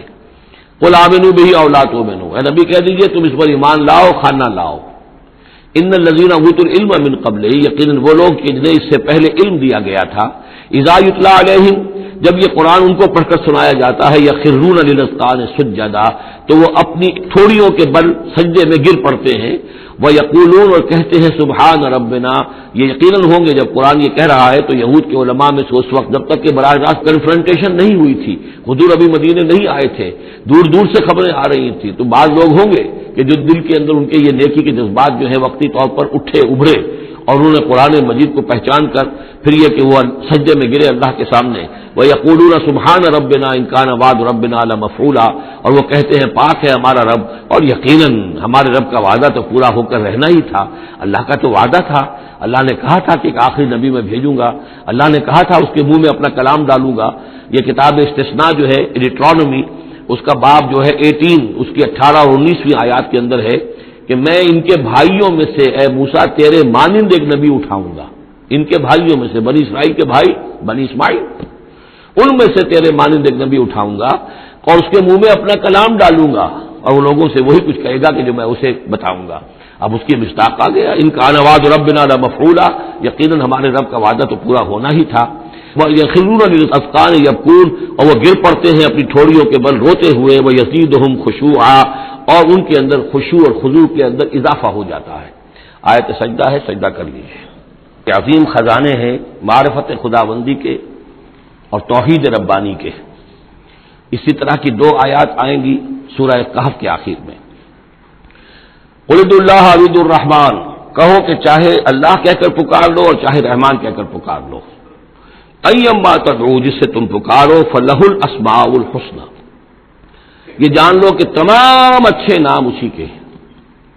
ہر خیر، ہر خوبی، ہر بلائی، ہر حسن، ہر کمال، ہر جمال، جو بھی تم تصور کر سکتے ہو، any good, any beauty, any perfection, جس چیز کا تصور کرو وہ اللہ کی ذات میں بتمام و کمال موجود ہے. فَلِلَّهِ الْأَسْمَاءُ الْحُسْنَىٰ قُلِ ادعوا اللَّهَ أَوِ ادعوا الرَّحْمَٰنَ أَيَّمَّا تَدْعُوا فَلَهُ الْأَسْمَاءُ الْحُسْنَىٰ وَلَا تَجْهَرْ بِصَلَاتِكَ وَلَا تُخَافِتْ بِهَا، اور جب اس سے تم سرگوشی کیا کرو، مناجات کیا کرو نماز پہ، تو نہ تو اپنی آواز بہت پست رکھو اور نہ ہی اس کو بہت زیادہ بلند کرو. وابتغ بین ذالک سبیلا، بلکہ اس کے بین ایک روش اختیار کرو. آخری آیت جو ہے یہ یوں سمجھیے کہ اپنے مضمون کی مناسبت کے اعتبار سے تو واقعتاً یہ ہے کہ یہ سورہ اخلاص کے تقریباً ہم وزن آیت ہے. 5 انداز سے اس میں اللہ تعالیٰ کی توحید اور عظمت کا بیان ہے ایک آیت میں. قل الحمدللہ، کہیے کل حمد، کل شکر اللہ کے لیے. الذی لم یتخذ ولدا، دوسری بات جس نے کہ کسی کو اپنی اولاد نہیں بنایا، نہ بیٹا نہ بیٹی. لم یلد ولم یولد، سورہ اخلاص. ولم یکن لہ شریک فی الملک، نمبر 3 اس کا کوئی ساجی نہیں ہے بادشاہی میں، تنہا مالک ہے، مالک الملک، کوئی اختیار کسی کے پاس نہیں ہے. چوتھی بات ولم یکن لہ ولی من الذل، اس کا کوئی ولی کمزوری کی وجہ سے نہیں ہے. تم دوستیاں نبھاتے ہو، پالتے ہو اس لیے کہ تمہیں ضرورت ہوتی ہے، دوست وقت پہ کام آئے گا. تم اس کی کبھی کوئی ناجائز بات بھی ماننے پہ مجبور ہو جاتے ہو، دوست ہے اس کی بات کیسے ٹال دی؟ اس لیے کہ دل میں یہ ہوتا ہے کہ کبھی مجھے بھی اس سے کوئی بات منوانی پڑے گی، ضرورت ہو سکتا ہے. اللہ کو کوئی احتیاج نہیں.